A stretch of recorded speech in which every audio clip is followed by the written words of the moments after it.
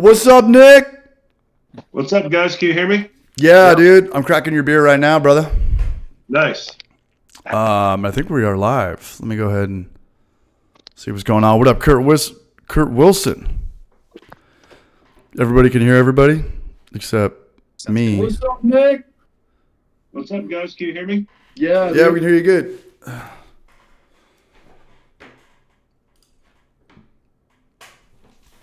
And of course, my shit ain't working. Let me go to imagine that. Let me go to voice and video, microphone.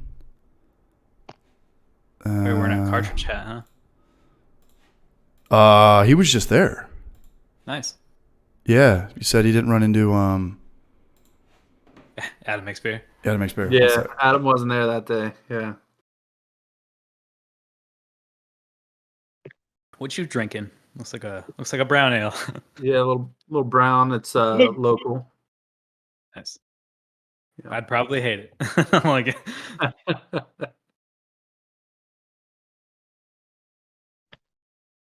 Yeah, no, that pineapple Philly sour is turning out pretty good. I went a little heavy on the lime. It still tastes good, but it's more lime than I wanted. yeah. I'll just gotta cut it in half next time. There you go. Yeah, once you overdo lime, it's kind of hard to get away from that. Yeah. Why is Nick sideways? There we go. What the fuck? Where is my shit? Microphone's good. Test video. So, Can you guys typical. see me now? Yeah, it sounds like you're far away though. What about now? What about now? What about now? I just had to There get you that out of my way. Okay, he's big now. Let me go to what happened to y'all? We on Discord? Okay, let me go back to. I just had it.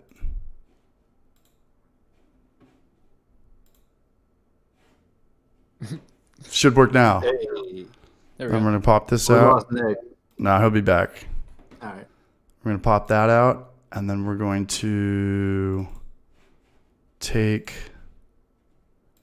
not that,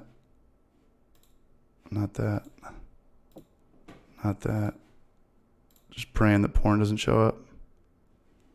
Are we live yet? Oh, yeah. Sweet. Go to,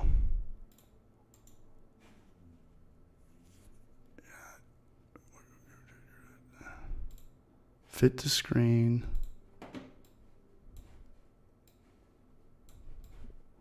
Something like this, right? What are you drinking now? Good question actually. It's I know it's a collab between Foam Brewers and Mass Landing. Let's see, 7.2% IPA. I'm First time trying drinking, those Zappa hops. I brewed with Zappa. Yeah. Oh, I'm just saying my first beer I've ever tasted with them. Never had them before. What do you have, Sage? I've got a beer from Nick over here. What's up, yo? He's got the Tanglefoot going too. Oh, nice. Yeah, what's up, everybody? Sorry, a little bit late tonight. We're getting it going, though. Nick, I'm going to crack this one, brother. What's up, everybody? What's going on? Can you guys hear us? Yeah. Oh, I'm just saying my first beer I've ever tasted with them. I'll kill that here in a second. Never had them before. Is this beer you brewed, Nick? Sage? I've got a beer. All right, we're good to go, man. What's up, everybody? This is a beer that is from General Braddock's. Nick, tell me about this, brother. What's up, everybody? We're back, man.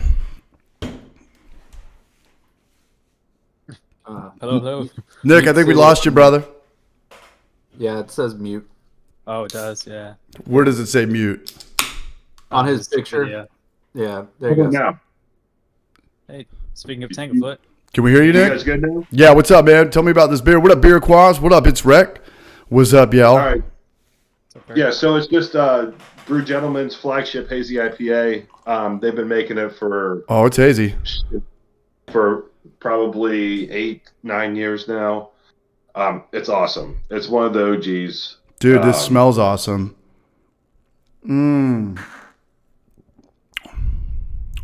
This is a great beer, Braj. Thank you, Nick. No problem. Thanks for that. Another reason to come up to Pittsburgh, man. Yeah, 100%. I want to go check out Cartridge, and sorry for the delay on the vlog. That was what, the first week of March we were all out there? Yeah. Yeah. That was a long time ago. It's not the hangovers that drive me crazy. It's not. It's the vacations that throw the YouTube videos off the most. It's just San Diego and Tampa Bay in the same month, and then just trying to like come back, to life and all this shiznat. But yeah, I got the video out. I think it's bombing, but it's all good because content is content. What do we got over here? Change up the title again. But I've been for like an hour and a half. I'm sure to pick up. Number 8 of 10. It's all good though, man. What's been going on? You guys been brewing? Who's been putting out content? That's a good question. I'm not really. Look, sure. I'm gonna be a lot of content. I don't really like beer that much lately. There's not a lot of content right now? Well, I know that Martin kind of pulled the plug on his channel. He talked about how it just kind of hit a wall. He's going to be more doing the Brulosophy stuff, and I get it. I mean, like, what else can he make? Unless he steps away from grain to glass. And those are what's up? I saw Partner Steve put out a new video, but that's about it. What about it wasn't a grain to glass. It was just like top just 10 tips? Style. Cool. Yeah. Right on. What's up, Eric Nelson? We met up with him. What up, Jaggers? What's up, everybody? Yeah, I was sick for 10 days when I got back from San Diego, and I didn't have my voice. And I didn't have my voice in that last video, and I tried to edit out all the clicking of the Hall's medicine and the throat shit, all the throat shit. But I think I'm back to normal. 90% is good enough. And you take the COVID test, you do 2 tests, and one of them's positive, one of them's negative. You're like, can I pick? If I have PTO, can I take this one? And if I don't have PTO, can I take this one? Took the same test on the same day, and one of them's positive, one of them's negative. Like, I'm just going to, use it to my advantage. What's up, Orlando? What up, Orlando? That's my Johnson in the house. What up, Party Time Brewing? Yeah. So, Tampa Bay, what'd you guys think? I enjoyed it. I had a great game. Little hot? Really good, I thought. Yeah, definitely hot, which I didn't mind. Good by me. Is Pittsburgh like that? Is it kind of like Austin and San Diego and Tampa? Are you spending a lot of money and time in Uber? It depends. There's just one street that you can hit about probably 7 breweries within walking distance. You could do one day there, but if you want to do a 3-day weekend, you're going to have to move around a little bit. Yeah. Like the beer you're drinking's out probably like 15, 20 minutes outside the city. Okay. But it's one that you got to go to. General Braddock's, and I've never seen this can before. It's like a Red Bull, yeah? Yeah, they're like the Mick Ultra Slims. Yeah, what's the thought process behind that? Just cubic volume? I've known a few of the guys that have went through there, and from what I heard, whenever they got their canning line, they got a really good deal on that specific configuration, so they just transferred it over to it basically because of cost. I mean, I'm not knocking it. I mean, this is better than bottles, a bomber or a 12 ounce. And they price it accordingly too, so they don't price it like a 4-pack of bombers either.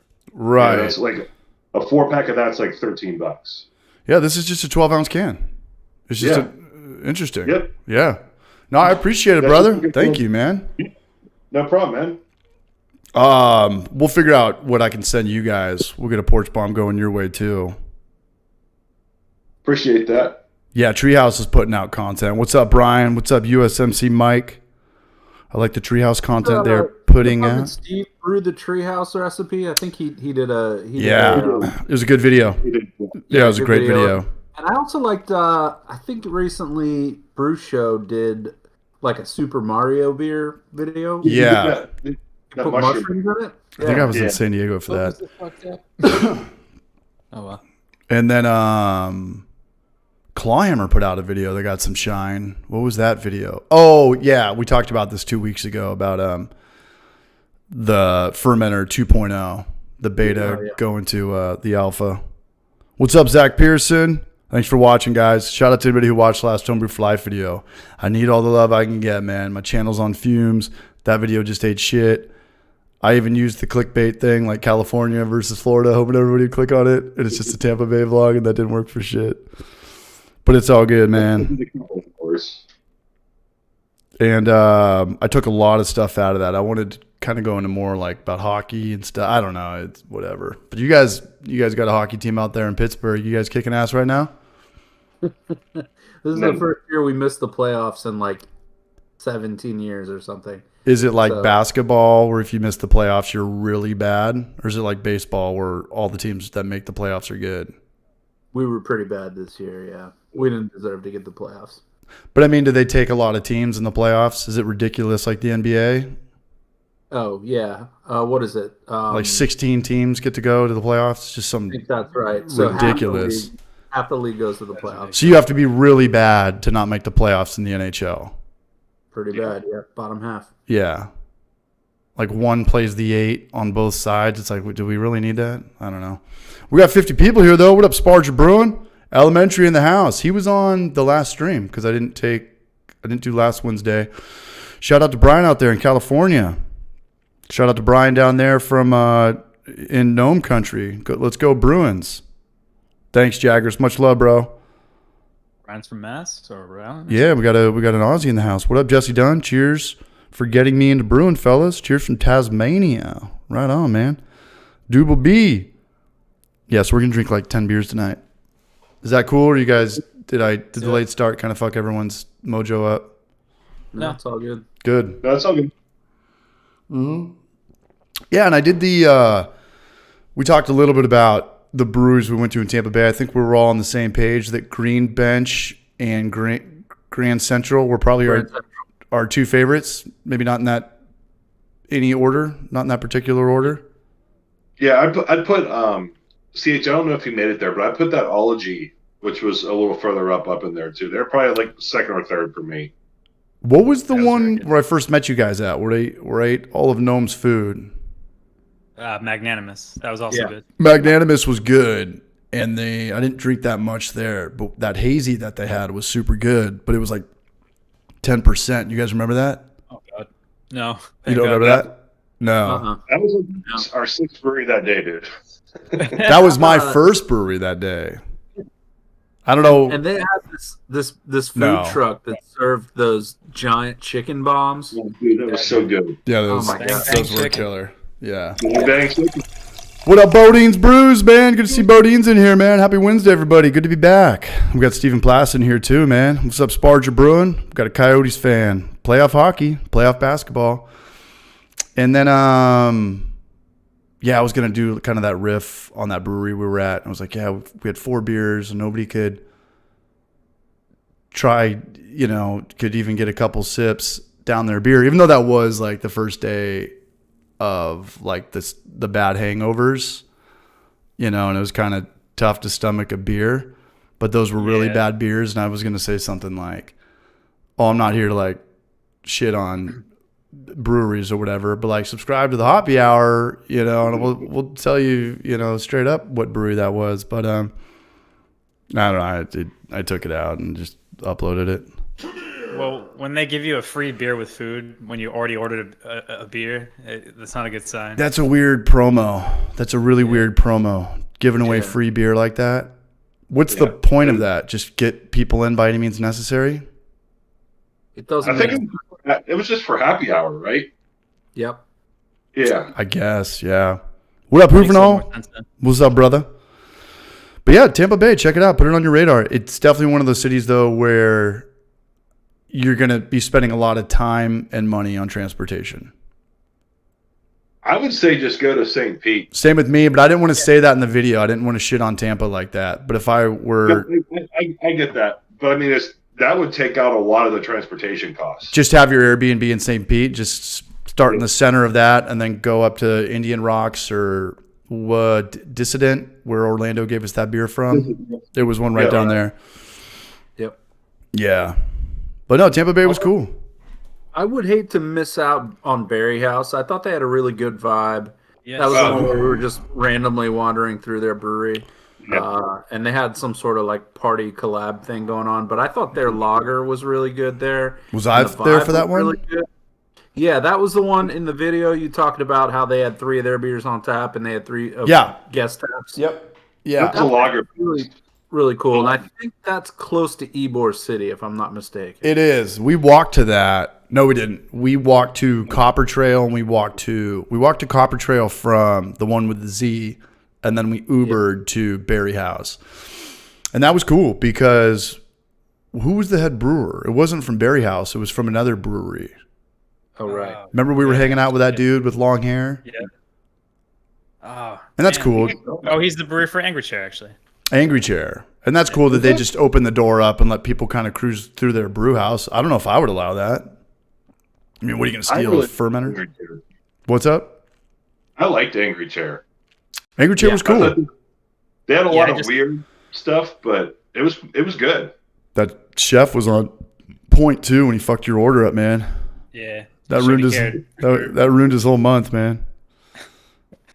Their owner was cool. That first day we got there, before you got there, CH at Angry Chair, we spent probably an hour and a half there. Oh, really? And and we were talking to the owner. He was giving us tips and just kind of chatting and whatever. And I don't know, we had 10 beers and maybe it was a $30 tab or something. So they were pretty cool there too. Yeah. It was just like- unfortunate when we went though, because like someone said in chat, they're known for their big stouts, and I don't remember them having like any available when we were there, unfortunately. But it is what it is. No, I thought that was the place that we went to and it was closed. No, well, I'm sure that place as well, since everything was barrel aged. But yeah, Angry Chair is known for their big stouts. I I saw didn't know that. I saw a dude in Knoxville wearing an Angry Chair t-shirt. I sent that to you, right, Nom? Yeah, he was a customer, right? Small world. Small world. But yeah, Highlight was cool. I don't know if I'd recommend it. I'd maybe put that like what did we hit? Probably 10 breweries. I'd put that around like maybe number 5 or 6. They had a Nitro Brown Ale. I didn't have it, but I tasted it. I think, Nick, you got that, right? I had It it. was, Oh, it was you had- incredible. Yeah, it was incredible. Yeah, and no one was giving a shit because he doesn't like brown ales, and it was delicious. Yeah. Yeah. I mean, I didn't like his Skittles sour either, but he did. Yeah. I did actually have that brown ale as well. Yeah. No, there's a lot of Yeah, cigar cities down there. There's a bunch. Yeah, like 3 of them. What up, Kurt Wilson? Kurt Wilson gifted the Hoppy Hour memberships, man. He's got That's My Johnson. He's got Orlando that was That is hanging a out cool with one. us in that video right there when I was losing $200. Oh, Big Bad Baptist. There you go. This is my Chris- first time having this beer, actually. This is a gift from my buddy Nick. Chris, I'm excited, man. I love that beer. I'm excited Look, too, I'm man. going to be honest. I don't really like beer that much. I hope Yeah. you don't have anything to do besides sleep after this. Wow. I gotta water some plants I planted, but other than that, I'll be okay. Good to go. They have so many different variants of that beer. It's not even funny. Like there's like literally probably over 10 different versions. Honestly, I've had quite a few of them. The original's the best. Most of the like one-offs to me are too gimmicky. Yeah. Like, I don't know. I'm a purist, so tell me to fuck off if you want. Orlando's down for the next trip. When is the next trip? Good Where question. is the next trip? GABF? I don't think I'd love anyone. to go to that. When's it? October? Oh, September this year, right? Yeah, I think so. It's in Denver. Yeah, it's in Meso country. But did HomebrewCon in San Diego? Did that already happen? No, it's in last week of June, I think. Last week of June. Yeah. I got a Did you put coworker. any beers in? What's up? Did you put any beers into NHC? No. No. It's like $100. Is it? What? Dude, I did before, shit, and I think it really. was like $60. Yeah. And I don't need someone else who's a judge right beside me to tell me my beer's good. Yeah. Is that maybe that's too politically incorrect? I'm sorry.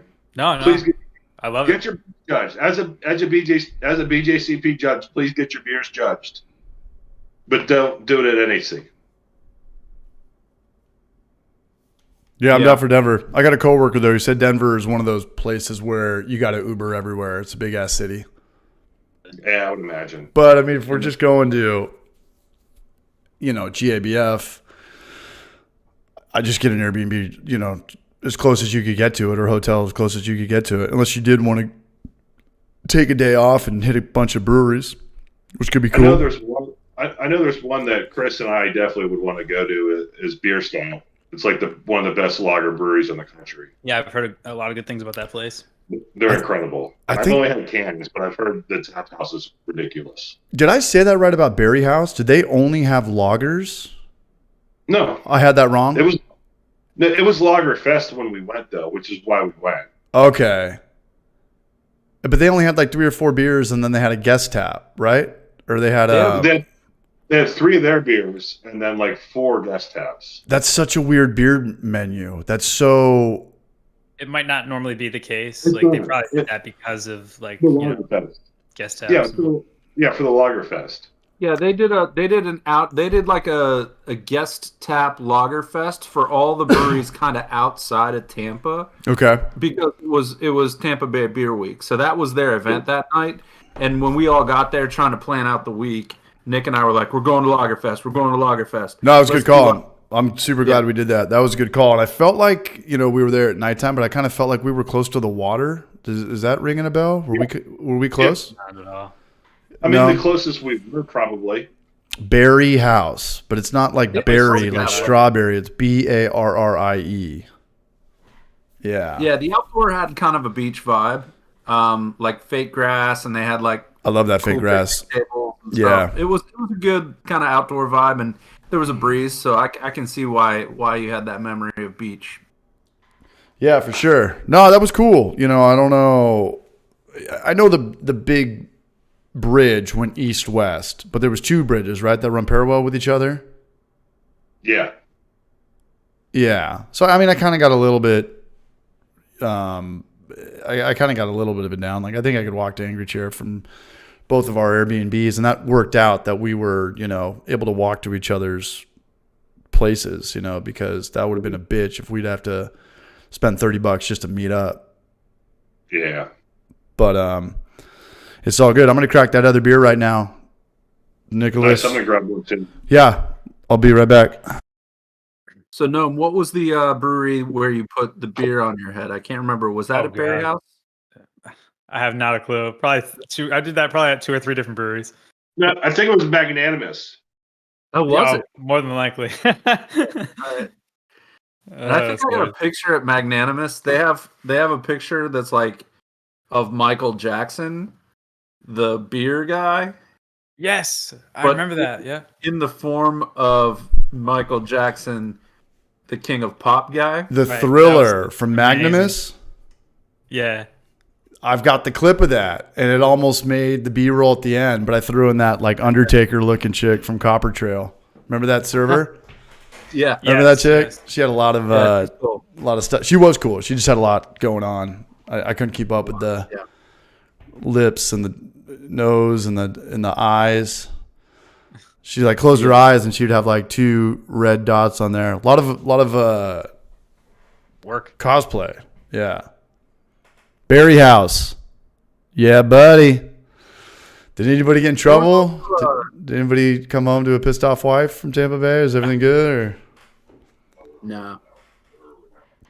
good? All right, here we go. We're doing Grist House. That Berry House. Yeah. Looks like it with the lager. We're doing the Hazadelic Juice Grenade right here. Oh, there we go. Grist House. Where's that at? Is that Berry? That's hilarious. That's Berry In a town House. called Millvale. Where was that? That's perfect. All right, here we go, Nick. I'm going in, brother. You got Yeehaw right there? Nice. I was there on Monday, man, and those guys are sleigh balling it, man. That new tasting room in Knoxville. I mean, I go there on a Monday night at midnight, and they're making a ton of money. I don't even know what it's like there on Thursday, Friday, Saturday. Yeah, Bodine's Brews. Yeah. We hit up Cigar City. We hit up one of them. I think there's like 5 down there. Is that nudes? Is that So nudes? check out the beer on the head, and then check out Nick's reaction in the back. Back off, war child. That was actually Berry House, I think. Oh, there's another guy looking too. That's funny. That was cool. What up, Will? Just stopping in. Got to hit the bed early, man. Much love, Will. Thanks for being here, man. Again, sorry we were not here last week. But I got my voice back, and I'll be here every Wednesday from here on out until I die. Probably not, but no more taking weeks off. Stephen Plass. So when I was in San Diego last week, I visited South O and met Trevor and Maury. That's awesome, man. Shout out to Stephen Plass. Shit, yeah. Wow. Awesome. Steve's a member, always supporting the channel. I got to hit Maury up. I got to hit Trevor up. We do. It's like, no, we send each other like a million memes every day on Instagram, but like we don't actually talk or have a conversation, you know? It's like me and Alias. We're communicating through memes. We're communicating. Yeah, but I'm like, I want to call up Trevor and see what's up and try to get his ass out here. What up, Shea Bruce? I think I saw Hoovenall in here earlier too. Yeah, Eric Nelson, he was at Bottega's with us and Green Bench with us. Bottega's had that speakeasy in the back there, which was so weird. You know, it was so dead up front, but in the back, maybe it just seemed like that because it was so small. Yeah, they had us packed in there. It was full. We took a couple tables, I think, and there was Full bar. maybe what would you say, CH, maybe 50 people in that little space. Yeah, it's like 20 by 20. It was small, but it was cool. It was cool. That was across from Green Bench. Yeah, I think we walked over there. Yeah, I'd go to St. Pete's for that sandwich alone. I mean, and Green Bench had fantastic beers, but you gun to my head, I think I'd take the sandwich over Green Bench. You still got your Green Bench hat, Nick? You're fucking high. Rocking it right now, brother. Green Bench is awesome. It was awesome, and we didn't even go outside. It looked like it was popping outside, but I don't know. It was pretty damn hot for me that whole trip. Trevor from GTA. I don't know about that. Weird was drinking fruity cocktails with my beer idols. Hell yeah, Eric. Cheers, Braj. But a lot of people in the chat, CH, are asking about Cigar City. Did we go to Cigar City? Yeah, that was the one with the obnoxious brew system in the center right there. I mean, it's cool for customers. It's really cool to look at, and you know, that's the mash tun, that's this, that's that. But it seems like a nightmare to work at. I mean, at least for me, I don't want to be talking to people while I'm working construction or doing, you know, physical labor. What does this red button do? What does this lever do? Like, how do you make beer? Like, is this how you make beer? Like, what goes in here? It's like, I get it. It's cool. It's cool to look at. But I'd be putting up stickers that said, like, don't talk to me until 5 o'clock or something. I didn't get a really welcoming vibe from the wait staff. If you remember, we walked in and we weren't sure where we sit and stuff. And I do remember I don't that. like it, but like it. Oh, No, this is Cigar City. Oh, Yeah. Cigar City. And then every time we ordered something, it was like we were bothering them. But Yeah, it was like question format. Like, is this Cigar City? Can we sit here? Like, yeah. Sure. Yeah. Okay. Yeah. I am Ron Burgundy. But But it was okay. I liked it. Yeah, I mean, the ambiance just seemed to me like a convention room. Just put some tables in there, you know? Like the floor was just garage floor or whatever. But we were trying to figure out if the one we were at was their main production hub, and I don't think we ever got to the bottom of that. Because then we see when we were driving out. It was their original spot. I think that's what one of them said. Yeah, because we got out of there. They were, we saw a silo or something. I remember seeing a bunch of grain bags on some like scaffolding or something. So they definitely brew there, and I think they brew a lot more than just with that system that they had in their tasting room, which was probably maybe a 10-barrel system. At most, there's no Tops. way that was their primary production facility. Yeah. Oh no, It's really a homebrew setup. Oh, Yeah. excuse me, a No. brew pub setup. Rather. Yeah, it's bigger than a homebrew setup. Yeah. I meant to say brew pub because they have like the liquor tank, hot liquor tank below their mash. Yeah. And what was up with the mash tun at Grand Central? Remember, it had like from the auger. It didn't go directly into the mash tun. There was another kind of small silo up there. Do you remember that? Yeah, it was a grist hydrator. Yeah, A grist hydrator. The grist case, I think, as well. What does that do? Just have it in there to prep for a morning brew day? So whenever your grains go in from the mill and they get augered, the hydrator basically introduces it to the brewing water right away from the hot liquor tank. That does something different than just dropping it into 160-degree water? Yeah, I Yeah, think it's just more efficient. It's for efficiency. Okay. Efficiency and pH, pretty much. pH. Yeah. Got it. Juvenal Hernandez, man. Glad you're here, Braj. San Diego in the house. Where does San Diego rank amongst all of your brewery visits? It's tough to say because San Diego's like 4 cities to me. I'm making a video on this right now. I think San Diego is a good beer city if you just stay in one spot. But I don't go downtown anymore. I don't, unless I'm going to a Padre game. It's like an hour now with the people and the traffic and the roads being all backed up. If I were to go to San Diego, I would stay in Oceanside, and that way you can do the 78, or I would stay downtown, but I wouldn't go back and forth because you're going to spend more time there than anywhere except for probably like Los Angeles, just in traffic and Airbnb. And, when we were in Tampa Bay, what was up with the Uber guys not even showing up for like a half an hour or just flaking? Oh, right. That was What out of about control. Grab the Gator. Holy shit. You guys remember that? Yeah. Because they locked the Sorry. price in, right? It's not like a taxi where they get you fast. In the store and I could pull a joke on that, and I fucking forgot. Yeah, and the guys we'd look at them and they'd be at McDonald's or somewhere taking a shit or Starbucks or something. It's like, hey man, there's a lot of competition out there. Like we want to be somewhere. We only got one day left in this town, dude. So there was a couple times when we were waiting a little bit or they weren't showing up, right? We'd have to go like 3 or 4 Ubers. Pray that they That was wild. remember that girl that asked me to grab her Gatorade bottle down by her feet? Yeah, you're like, what? Well, she didn't speak English. She's just like nodding down there. I was like, "You want me to go down on you? Like, what's going on?" It's like, she said, grab the Gator. yeah, grab the Gator. She meant the Gatorade. Yeah, but she had like this weird, soft, kind of kinky little lady voice that was just like, Geez. "You like the Yeah. Gator? You go grab the Gator." But she was big, so I had to kind of, it's small little, little car where you put your feet on the gas and the brake right there. She's this big woman with a skirt on, and I'm down there, trying to grab this thing so it doesn't end up like Final Destination where you hit the brake, but the Gatorade bottle, the Gator, is right behind it, so she can't brake, and we're gonna rear end somebody. But yeah, that was definitely even interesting. without that Gatorade bottle, we could have died. I mean, she was by She's a far bad the driver. worst driver we had. Yeah. I mean, There's no way she get a driver's license. I feel like everybody was a bad driver, and I was just kind of embracing impact the whole time.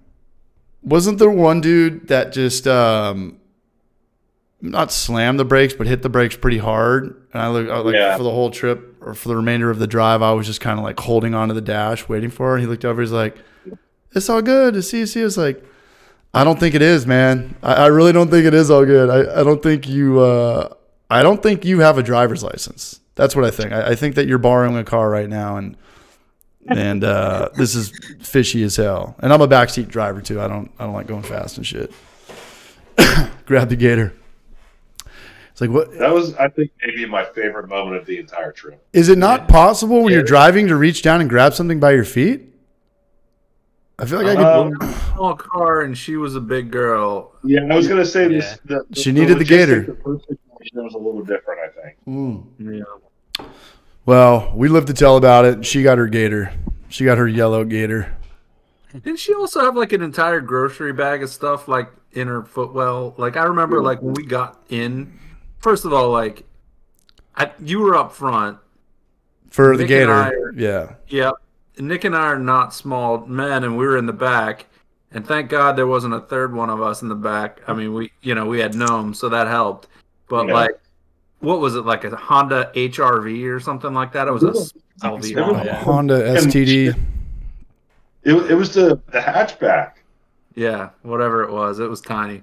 I remember it just being weird when we finally did get somebody that spoke English, and it was just like it worked out and they got us there. I was like, whoa, that was kind of weird. Like, thanks. Yeah. Like everything else has been, pretty much a scene from Planes, Trains, and automobiles. But then remember that one chick that had that like Jeep truck car? Yeah. Oh, yeah. She was like, "Hey, what's up? How you guys doing?" We're like, "Good. Just gonna go watch John Jones fight." She's like, "Cool. Like, yeah, I got 2 kids in town. We love it. This and that." I was like, "Okay, cool."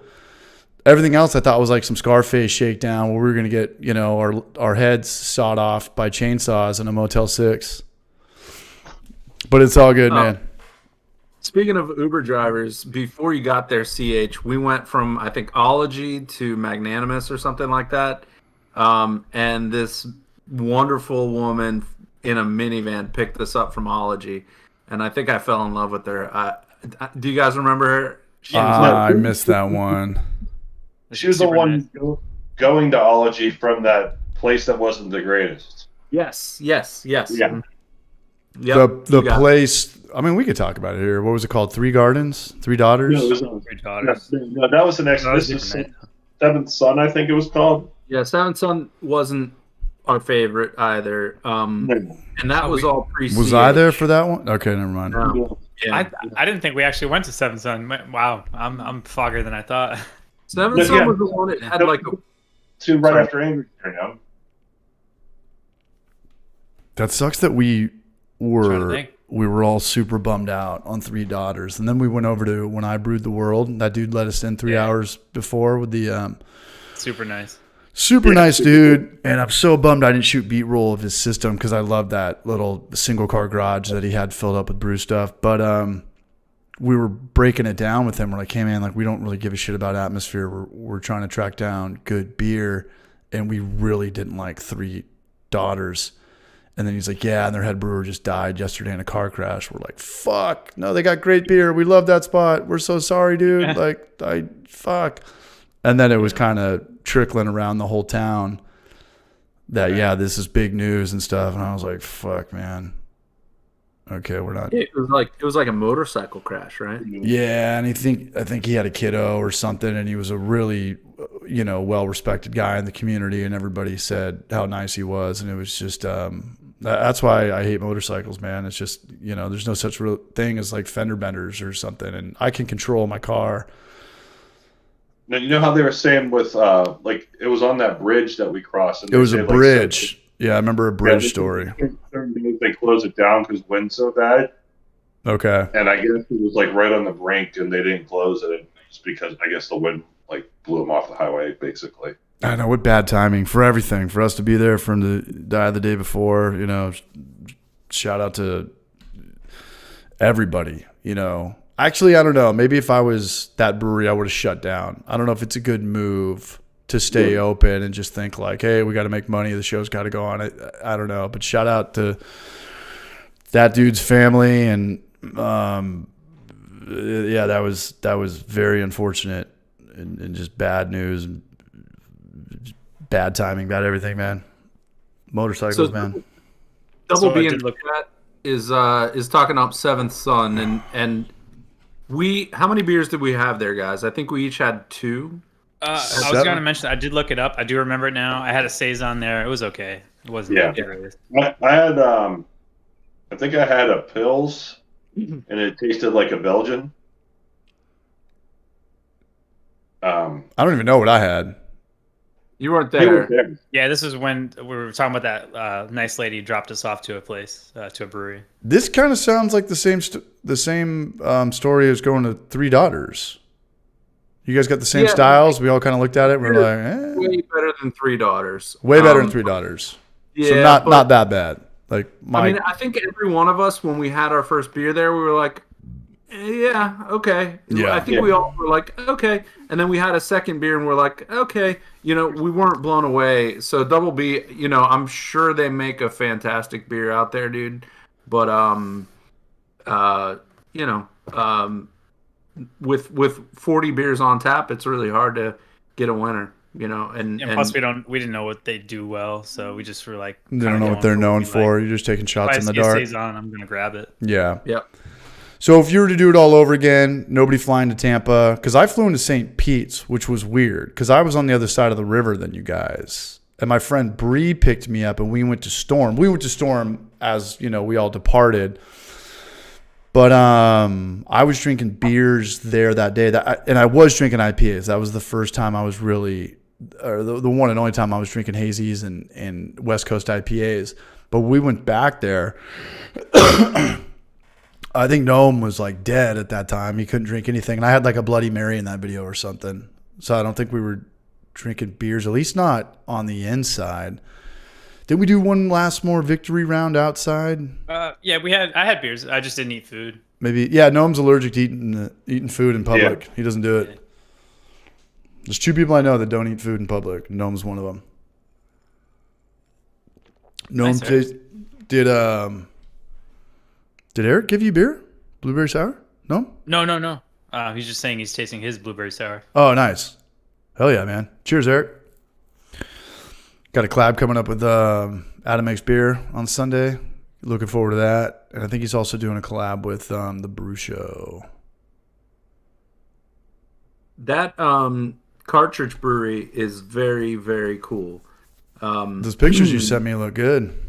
Yeah, man, we took a little trip, a little spring break trip with the family, and we were going through Cincinnati. We decided to stop at the zoo, and I was like, hey, would anybody be up for going to a brewery? It might be like 10, 15 minutes out of the way. They were all with it. You go down kind of into this valley, and it's this really old kind of brick building formation, almost like a campus.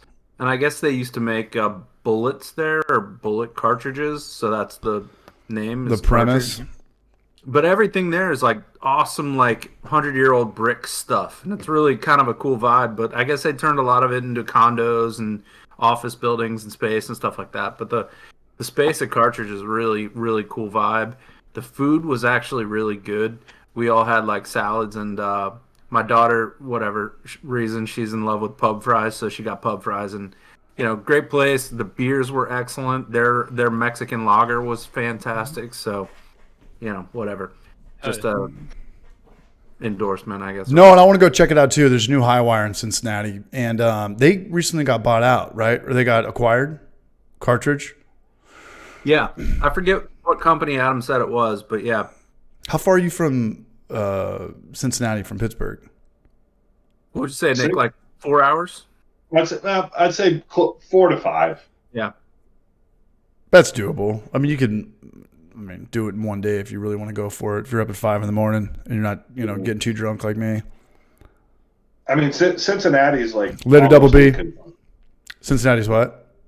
Almost in Kentucky. Oh, really? Okay, because I'm not too far from Louisville and Lexington. I think I can get there in a couple hours. Yeah, so I used to have a friend in Lexington, and we used to go visit all the time. Like Cincinnati from Lexington's like 2 hours. Oh, really? Shit, man! I got to come up to you guys then. Yeah, it's not far, man. Well, you're not Cincinnati. You guys are Pittsburgh. I got to look at the map. I got to pull this shit up.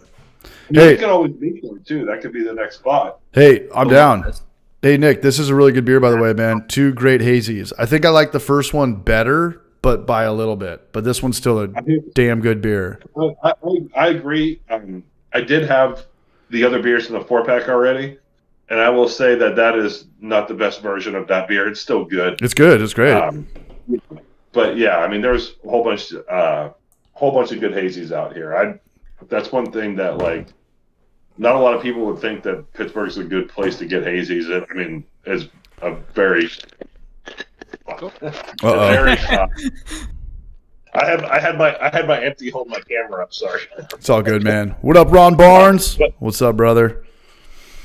Good to see Ron in here, man. You guys are a real good hazy scene. A lot of people wouldn't realize it. I'm gonna imagine every big city, major city, has got pretty much every style honed in at this point. Yeah. No? So. Unless you're a really small town. Unless you're a real small town. To me, there's a difference between offering and honing. Okay. How would you rank this one? This Hazadelic? I mean, the normal ones, especially in draft, there, one of my favorites in the city. A+. It's really there's like 2 or 3. Like the 2 that I sent you are probably my top 2, with maybe one more else considered. But when I had that one, I was like, shit, this one isn't like the best version of that. No, this is good. I don't know if it was just because it was a can or it was a little bit older. I don't know. They don't. It's not dated, is it? Did you look at the can? Has it got the Born On date? The Born Yeah, it Again, usually does. Born Again Christian beer? I don't know. No. So if it doesn't, it could be just that it's a little old and maybe you had a little oxygen in the can. It just wasn't as pungent as it normally. No, it's as great. It normally was. Mosaic, Simcoe, Mandarina, Bavaria hops. No, I like it. Brett Beard. That's cool. Never would have heard of Cartridge if it wasn't for the Hoppy Hour. Check out Adam Makes Beer. He's got a YouTube channel too. Planning on going. Yeah, he spoke well of it. And for those who don't know, this is Chris and this is Nick from Pittsburgh, and they met each other through beer competitions, yeah? Homebrew clubs. Homebrew Club? Yeah, tell us the story of the origin story of your guys' friendship. Go ahead, Chris. Yeah, so I'm a fairly new home brewer. Maybe started right in the middle of the pandemic. The first, and I've been kind of joining these streams and stuff and checking out every ounce supporting, man. The first homebrew meeting I went to, I show up and this guy's rocking a Party Time Brewing shirt, or was it a Homebrew for Life shirt? I think it's Homebrew for Life. Okay, all right, Homebrew for Life shirt. Thank you, Nick. And You're the man. Like, this is my guy. I need to talk to this guy. And turns out, like, Nick has brewed forever. He's brewed commercially. A really good guy to know, especially for me, like, just learning, just starting out. And we've been buds on this stream, giving each other tips on beers and hanging out around Pittsburgh. So it's good to have something like this to bring people together, even if you live, Nick, 3 miles away from each other or whatever it is. Yeah, well, I mean, it's not that close, but it's pretty close. Yeah. Do you guys brew with each other? No, we have some crazy ideas to do for some festivals, just to kind of like throw some shade on some of these new styles. But that's just us being old heads. There's a pretty competitive bunch of folks here in Pittsburgh, and it's really cool. Like, there are people in Pittsburgh that are good at different things. And everybody's got their specialty. So at these competitions, you kind of know what people are going to bring. And Nick and I want to do a beer that sort of pokes fun at everybody's specialty. I like it. I like it a lot. And Chris he omitted a couple of things from being humble. The first night I met him at the Velvet Gypsy, after he took best of show at the local homebrew competition, with a light American lager, which is like a fucking great accomplishment. And the fact that he says it, so when I first met him, I had the beer. I was like, "Oh, this is great. How long you been brewing?" He's like 2 years. My first words were to him, "Fuck you." Yeah. Because I was like, no one can make best of show in a light American lager, which is one of the hardest styles to make, and you just like crushed everyone who's been doing it for 20 years. That's awesome. And he makes wine, yeah. Yeah. You've got a lot of stuff in that fridge. We've I don't know if you're in the garage right now, but the last time you were on, you were kind of doing an MTV Cribs showcase. But how do you do your wine? What do you do for the sugar? Sure, yeah. So You stepping on grapes in your bathtub or what? Not exactly. We've stepped up our game on wine quite a bit. So 3 years ago we did a full barrel, like a full barrel of beer or wine. And that, I think those barrels are 52 gallons, 59 gallons, something like that, like a full oak barrel. 52, 62. Whatever it is, we did one of those, and that was about 1,000 pounds of grapes. That's a good question. And my buddy who makes wine with me, he also makes wine with another group of people, and they have a giant fruit press and they have a giant crusher, destemmer. So we kind of borrow each other's equipment because I have a really nice 6-plate wine filter. So we kind of like, share equipment between those two groups of winemakers to just reduce costs, because that winemaking stuff can get expensive. So we just crank 1,000 pounds of grape through this thing. You just turn it by hand, and it spits the grapes and the must out one side. It spits the stems out the other side. And I go into these big, huge plastic drums, and I separate it into 2 separate fermentation vessels. And I typically will pitch 2 different types of yeast, one in each vessel, so you can kind of blend that then fermented wine into one to get that kind of yeast character out of both. So yeah, and then you let it sit in that barrel for like ever. You got to do this thing called racking, where you kind of pull it off of the lees. Lees is kind of the wine equivalent to Trube. Yep. So you pull it off of there a few times, let it clarify, let it settle, let it take on some oak flavors, and in a year or 2 years, you've got a really good wine. I think Clawhammer had that same exact thing. That they were. I don't think it was grapes. I think they were squeezing apples out of it, but they had that. What you just described, where you get on top of it and you crank it to, I'd imagine, righty tighty, lefty loosey. We're about to see a tour. I think it was one of their cider videos, and it was awesome, and it looked expensive. Everything looked expensive, just buying all those apples, and I think they actually went to a, was it like an orchard? They actually went like on site. There you go. Yeah. Nice. Yeah, for sure, dude. What's the price tag on that? This thing's like 100 years old. It looks like it's vintage as fuck. That's awesome, though. Yeah, I mean, that's the same thing. It's not the same model as what Clawhammer had, but same idea. What up, Patrick Glazier? Later, Blackwood. Weston Press. Weston Press, my good barrage. What's up, PG? What's up, dog?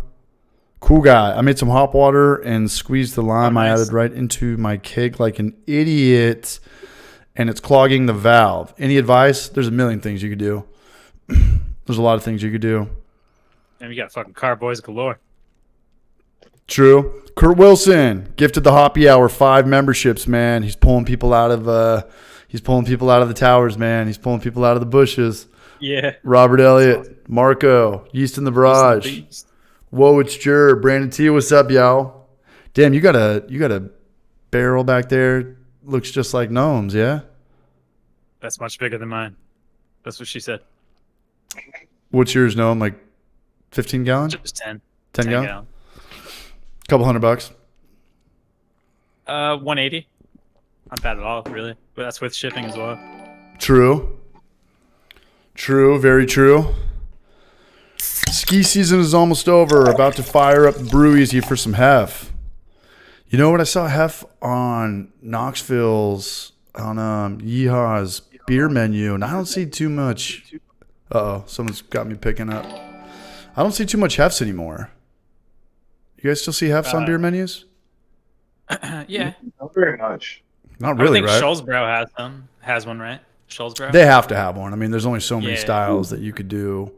German styles, yeah. Yeah, I mean, what do you got? You got Kolsch, Helles, Pils. Probably. Yeah. There's like one brewery in Winter Pittsburgh that's Weiss. kind of like Yeah. Yeah, it's kind of weird to do an all German vibe. We have a pretty much an old German brewery in Pittsburgh that kind of does the same thing. Did they do IPAs or no? They have a IPA. Yeah, you kind of have to do And that. so Like, then- hey, we'll make an exception to the rule. Like, we'll do Yeah. all the German vibes. Like, we have to have something hoppy on. The One Ring. At least something with, 50 or 60 IBUs. What do you got right there? Oh, nice. Nice. Chris, you going to Saison Fest? Nice. There's the dude on with the Viper glasses. He's always like cutting up cocaine. Nice. I got to get that clip on here. Nick, when is that Saison Fest? Is that this weekend? Huh? So, that's May 13th. Saison Fest in Pittsburgh? Yeah. Yeah. Damn. The brewery that he's drinking puts on a Saison Fest every spring. Is it popular? Yes and no. Get 100 people over there? Yeah, I mean, whoever drinks Saison comes. So it's popular in them. But yeah, so like one of my buddies That's some who's diehards. big into it, basically talked to the guys at Oliver Genius who to start, and they did, and they had a pretty big turnout last year. I mean, it's not like a 500-600 person festival in the summer, but for Right. Saisons, I mean, it's pretty good. That's cool. Yeah, much love, man. Big shout out to Kurt Wilson, dude. I like what I heard. Much love, Does your brother. guys' video keep freezing? Nope. No. All right, mine is, and I do not know why. Are you connected to Wi-Fi? Because you're looking at your phone, right? Yeah, Are you on Wi-Fi? I should be. Is it better on should be. Wi-Fi? Sometimes it's not. It's on Wi-Fi, but it's on Wi-Fi.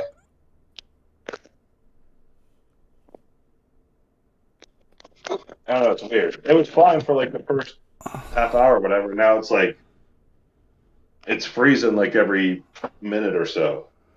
Damn. Speaking of Saison Fest, I think Saison Week just passed, like maybe last week or so.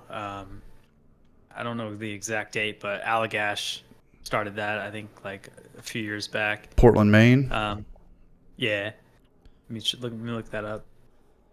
Damn, this If we don't go to GABF, I would totally be down to go down to Portland. I want to go to Portland, Maine. It's just I think it's like a $600 plane ticket.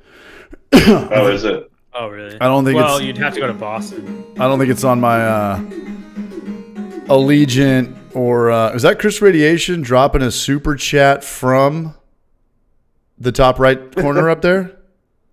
Was that Chris? Thanks, Chris. Much love, man. Grab my gator. What is he calling it? Sexy Tampa Uber Chica. It's 1069, man. You're the man, Chris. Much love, Raj. Forgot the sound of that. Missed the sound of that.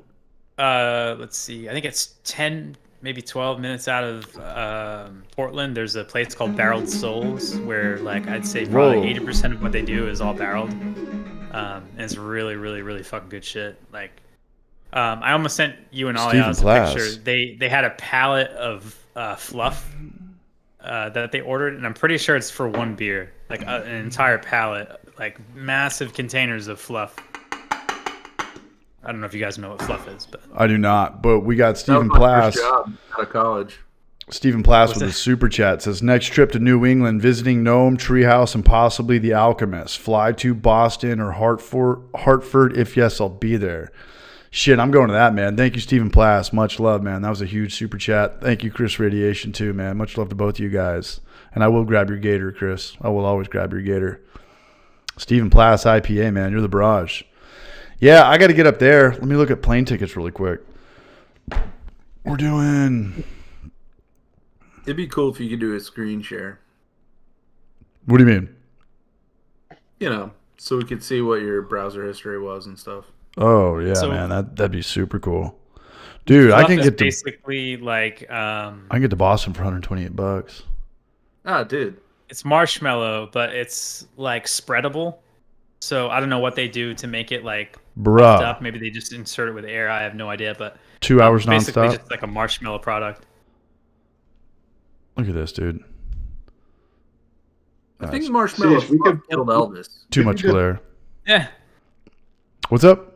We could just all meet there and rent a car for a day to go up there. And get up to Portland, Maine? Portland.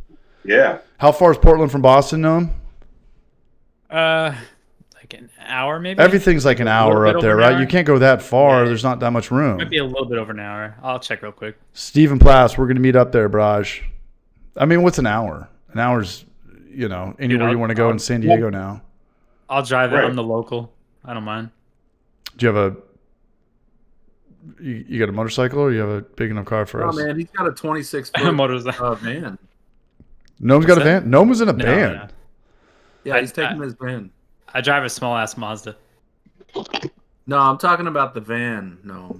Yeah. We're talking about the Jack Black School of Rock van.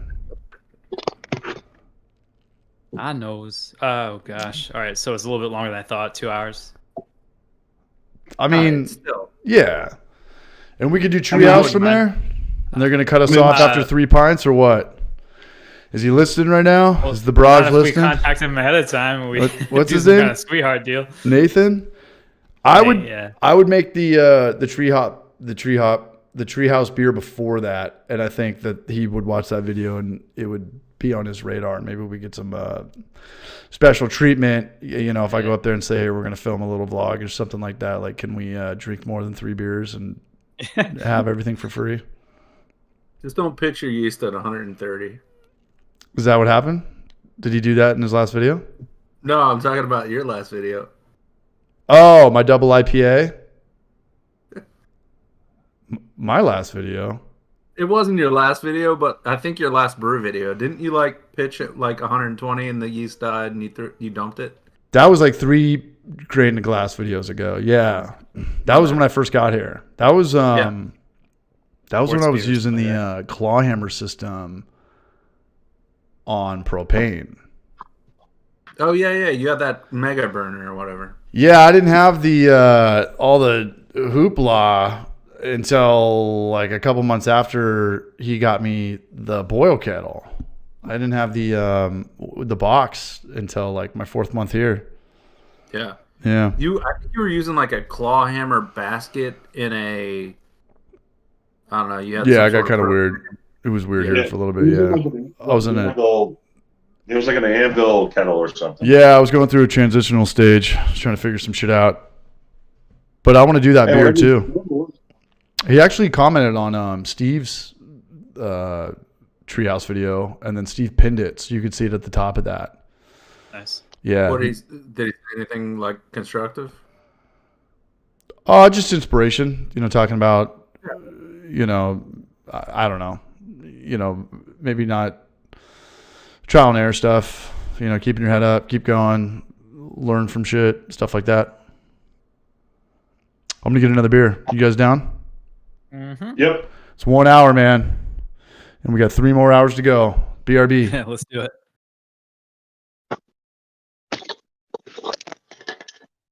Oh shit. We lost Nick's camera again. Yeah, but his ceiling looks very nice. I like Yeah, the little pattern there. It's a good grid. It almost looks like abstract art. It does. I'm gonna take a picture and put it on my wall. I'm thinking about sending that your beer on the head with Nick reacting in the background. I'm thinking about sending that to like Fracture or something and getting Oh it my like god. permanently in my brew house. Well, I think I may have told you this on the trip. A buddy of mine took a picture of me with 2 beers in my head and made it to a tattoo on his ribs. Yeah, you showed me that picture. Yeah. Oh, okay. It's like Okay. it's like you sitting under a mushroom or something. And Tattoos? there's like 2 beers. Yeah. Yeah. I mean, so yeah, it's just something I do when I get drunk. What are we talking Well, about? Putting beers in my Putting head. beers on his head. Ooh, gotcha. Yeah, we're doing that in Austin. And also the abstract art that Nick is giving us right now. Yeah. What's going on right now? Oh, he's doing his I think his camera fell over, but it's very looks kind of like- angular. It's almost like the golden ratio is taking place. Yeah. Man, oh man. Shout out to anybody who watched this last video, man. It is eating some serious shit. Maybe it's because I haven't put out a video in a long time. I don't know. Art that Nick is giving us right. Maybe it's just shitty thumbnail. Is it like bad vibes? Is it like not Bombing. getting good? Yeah, bombing. Yeah. Yeah. Well, it shows Oh my you god. your last 10 videos and shit. Yeah. And I'm even getting the notifications. Regular viewers are choosing to watch this video less than usual, contributing to 7% fewer views. Yeah, I got to change it up. I'll figure something else out, some thumbnail or something. I don't know. I played the media card, California versus Florida, and it's just not getting clicked on. So shout out to everybody who has watched that video. I was out of the game for a little bit, man. I was feeling weird about putting out content, and I lost my voice, and it just got a lot weirder. But it was good. Just looking at one video, I could take a lot of clips and B-roll and get ready for like another video or how to use them down the line. So it's just good to, it's just like anything, man. Like getting back in the gym or starting, I don't know, playing pickup basketball again or whatever. You take too much time off, it's just more difficult to get back into. Get rusty. Yeah. Thanks, Chris Smart. Much love, Braj. Cheers. Winter was rough. I stopped brewing. I'm going to turn the fan on really quick. Is it getting hot where you guys are at? It did last week, and then it went right back down to the 50s. Oh, It was really? 90. Yeah, like it was high 80s and then 90, and then it went right back down to like mid 50s. Yeah, it's like 75 in my house right now.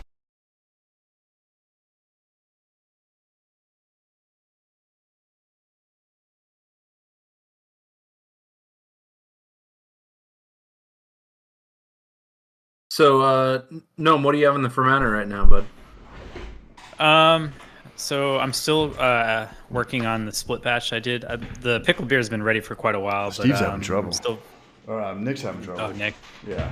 There he is. The raspberry beer is still not fully carbed. I've been kind of slow to brew another batch, but Kolsch is next. It's been on the list for quite a while. Awesome. Nice. Doing a big batch too, so that way I can have like another keg for when like summer hits. Yep. On the Kolsch, you mean? Mm-hmm. When I read the Kolsch on in like the BJCP description, I read that it has a short shelf life. Have you noticed that? There's a lot of beers on Murder that no. have a short shelf life. I mean, you should probably lager it for about a month. I mean, if you're saying after that, yeah, I guess. Like, I don't know. I would think it should last about 2 months after that, so maybe 3 months total. Yeah, I mean, it all depends on how much oxygen you're introducing, just like anything else. That's a fair point. I don't see that why it would say that. It says that in the guidelines, Chris.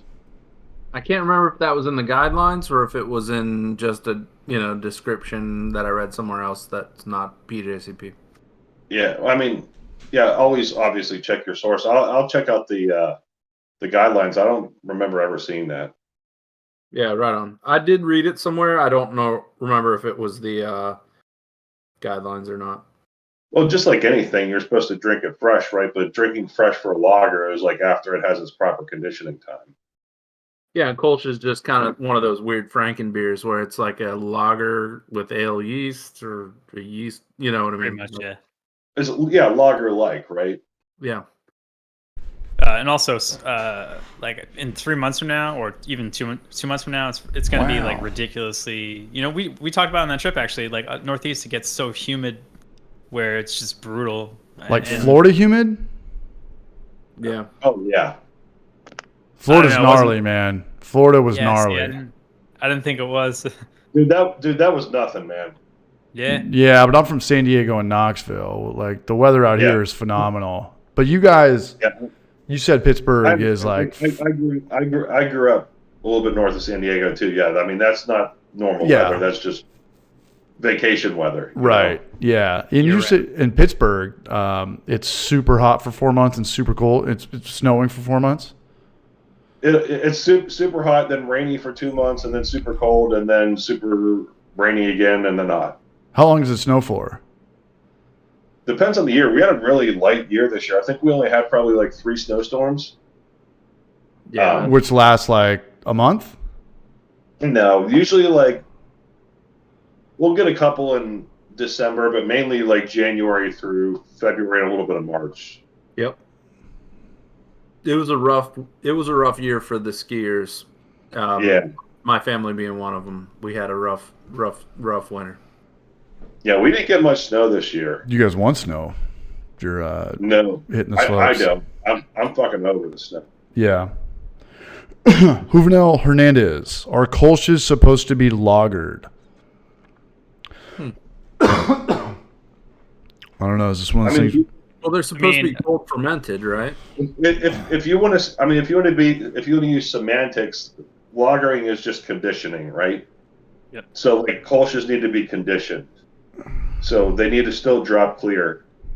So whatever that takes, that's how long. I guess it doesn't have to be like 34 degrees or whatever, but why not? If you can do it. I mean, it should be as clean as possible, like a lager. I'll be right back. Sorry. What's the biggest Kolsch in circulation? Yeah, Probably That Ballast is a Point. great question. Ballast Points. Probably free. Yeehaw or Ballast yeah. Point. I can't even think one, to be honest. What's the Ballast Point one? Because they're all named after fish, right? Yeah. Oh, you In don't America? think the biggest one in circulation would be from Cologne? It's Fru, probably. Yeah. It's just called in California America- Kolsch. It used to be named after a fish. I think they all used to be named after fishes, and then they got rid of it. I don't see Ballast Point at all anymore. I don't know. Maybe that's a Tennessee Me thing. neither. No, To I be don't hon- see to it be either. honest, Yeah, I don't think I see it in I don't- California either. I don't think there's a mass-produced one in America. Come to think of it. Yeehaw does one. So their Kolsch is big here in the South, but there's no Yeehaw on the West Coast. They're not in all 50 states. That was like what Adam Makes Beer is talking about, like the next level from going from local to regional to national is like damn near impossible. But I don't know. Makes a Kolsch and Yeah, Rogue makes a Kolsch. mass-produced, there isn't one, I don't think. Someone's got to have a I can't Kolsch think though. For me, it's always like a local brewery will have one rarely, like super rarely. Like it's not something you find often. See, in my hometown, that's what everyone does for like their light lager is Kolsch, just because the conditioning time is so much quicker. Yeah, I mean it is an ale. At the end of the day, it's an ale. It's not back in the day. I don't know how people are doing lagers now, but back in the day, they took a long time before people were drinking them.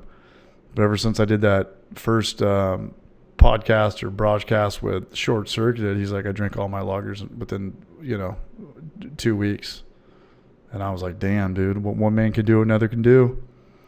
Yeah, and just let it lager out. Jagger's Saison, by the way. You know who has really good lagers? Who sent me really good lagers was Apartment Steve. I like his style. If I ever buy a house, figure this out, I start, really brewing again. I think I'm just gonna like pretty much only do lagers at this point. Not only do it, but it's just too tough for me to drink 7% IPAs or hazies or something out here by myself. And I don't. You're pretty happy with that dark lager you made. I love that, but I just mashed in for too long. It just got, after a month, it got I don't know, maybe 2 months, it got the green pepper taste, the bitterness that you don't want, the acidity that you don't want, and when I do that again, I'll do that same recipe, but I want to do the cold brew, let it soak overnight, and then just throw that in at the end, or just use Cinnamar, throw that in at the end. I guess that'd be the same thing, right? the cold brew is the way to go from what I've done. I gotta start making cold brew, man. I'm spending like $6 on coffee every single morning, man. It's such a ripoff. It's such a scam. Coffee is so damn cheap. Claw hammer, dude. You can just make it in your claw hammer and Cold brew? just throw it in jugs, right? People are opening up these breweries left and right, man. I guarantee you there's more money in these local coffee guys, like per capita, just a small little coffee building, the size of a 5-barrel brew house. I guarantee you the coffee guys are making more money, man. I mean, I go in there 7 a.m. to like 3 o'clock, and it's just like packed with college kids drinking $6 coffee. It's insane. Yeah, I mean, why It's not fucking do both? water. I mean, there's a ton of synergies from brewery to coffee shop, right? Yeah. You need to have good, clean water. I've always said that. Yeah, I mean, why not? I don't know. Combine. I mean, there's some breweries in Pittsburgh that do that, like Trace does that. We do it. We do it at Highwire. Did Green Bench They do do? that? I didn't Not that I see remember. coffee Green Bench, but they may have. They had a coffee beer in their refrigerator. They had a 6-pack of some coffee beer, but I don't know if I actually saw, what is a coffee, like a half pound? Like what is a bag? I don't know if I saw any yeah, maybe a bag. Yeah, I never understood that. If you're gonna do coffee, do beer, and then make a coffee beer. And if someone really likes that beer, it's gonna be a stout or something. I guarantee you they'll probably buy some of that coffee. Everyone likes coffee. Yep. Sell the Old Thunder Brewing in Pittsburgh did a coffee beer, and they sold the coffee for like, I don't know, $20. 6 months after they brewed it or whatever. And it was expensive, but it was like, sustainable, whatever, local. I don't know what it was, but they would sell the beans that were in the beer, and I think that was relatively successful and a cool collaboration too. And that's one thing that I think, I don't know, Like Dunkin' Donuts and Everybody- Yingling. Like, why don't they do a collab? yeah. I mean, everybody's horny for a collab right now, and I'm happy about that. But I think we're maybe over collaborating. I don't know.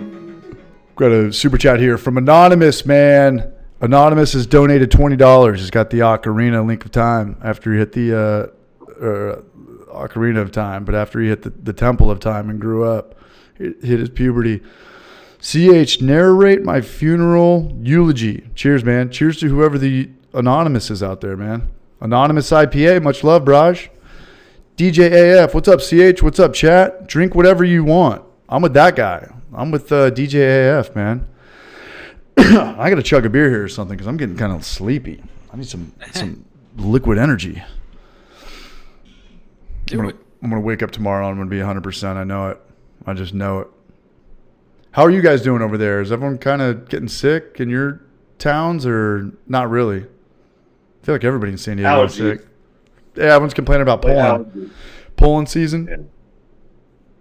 I got sick coming back from Tampa, but not like, what people are probably thinking it was like a stomach bug. But Montezuma revenge sick. Dude, yeah. Ebor's revenge. Ebor's revenge. From not eating food? From being scared to eat in public? Is that what got you sick? I don't know what it was, but it hit like at the airport before I went home. I think you said us a picture. Yeah. Dude, I was pooping out the last carb. My last flight from LAX to Nashville was brutal, dude. It was one of those flights where it's like a 300-pound dude sitting next to you, and you're just kind of like leaning into the aisle the whole time. And he kept having to get up and go to the bathroom for like 20 minutes. I was just convinced, like, I'm just not going to sit back down. Like, I kind of hope he dies in there. I thought he was going to die in there.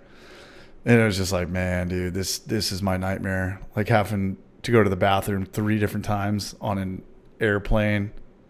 Fuck that, man. Fuck that. Bud Light for the win. Bud Light's still taking a lot of heat. Are people still losing their minds over the Bud Light thing? It's so weird. I don't. Not a clue. The stock market's been a little bit of a hit, I see. What happened? Their stock really plummeted. Because sometimes when you do something like that, you make a lot of money, and then sometimes when you do something like that, you lose a lot of money. And I just don't know why Budweiser just wanted to throw a dog in that fight randomly. I just don't. It doesn't make sense unless you're trying to go after a new crowd, a trans crowd. But I just don't. To me, it's like just doing that to baseball or football. It's like it's so popular, it's so powerful, it's so big already.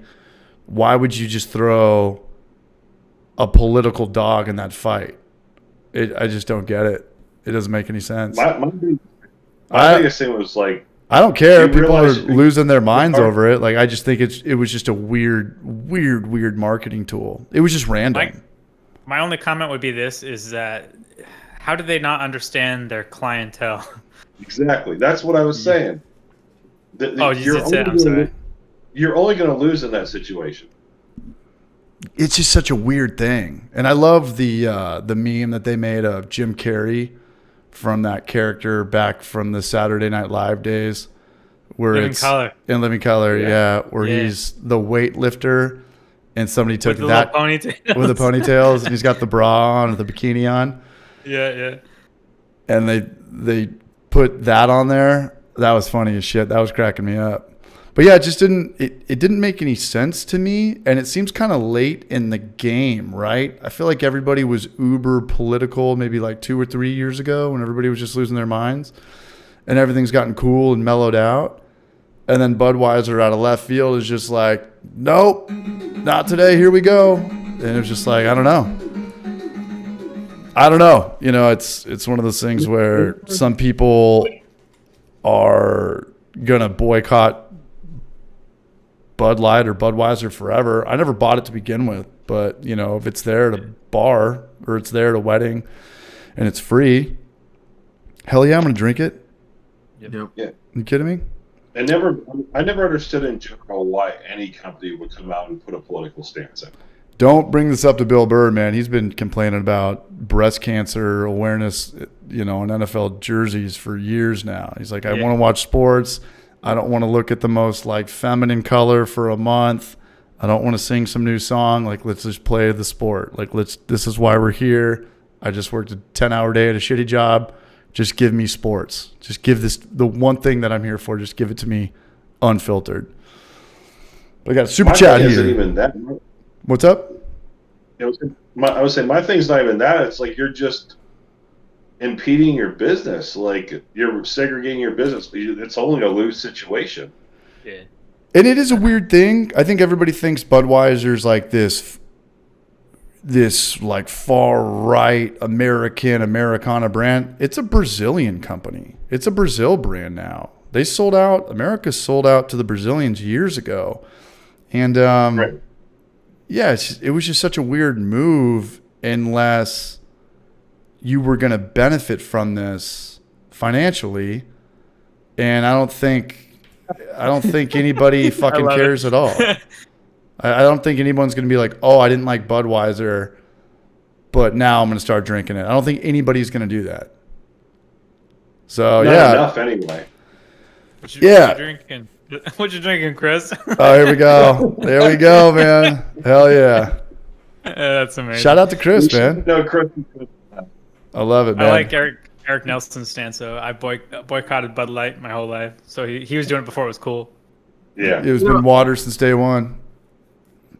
Hey, I want to give a Somebody shout out to Juvenal Hernandez. Super chatted $20. Cheers to being off tomorrow. Cheers to going back to work tomorrow. But I'm jealous of Juvenal, man. Much love. Cheers, Braj. Yeah. Cheers from Knoxville. Cheers, dude. Cheers. Chris, what were you saying? Well, I don't know. These Budweiser took a huge risk and failed. It was a huge risk and it was a fail if you're looking And at it from a financial standpoint. And if I'm a shareholder, like even a small shareholder in what is it, Anheuser-Busch, Yeah. AB InBev, is that who it is?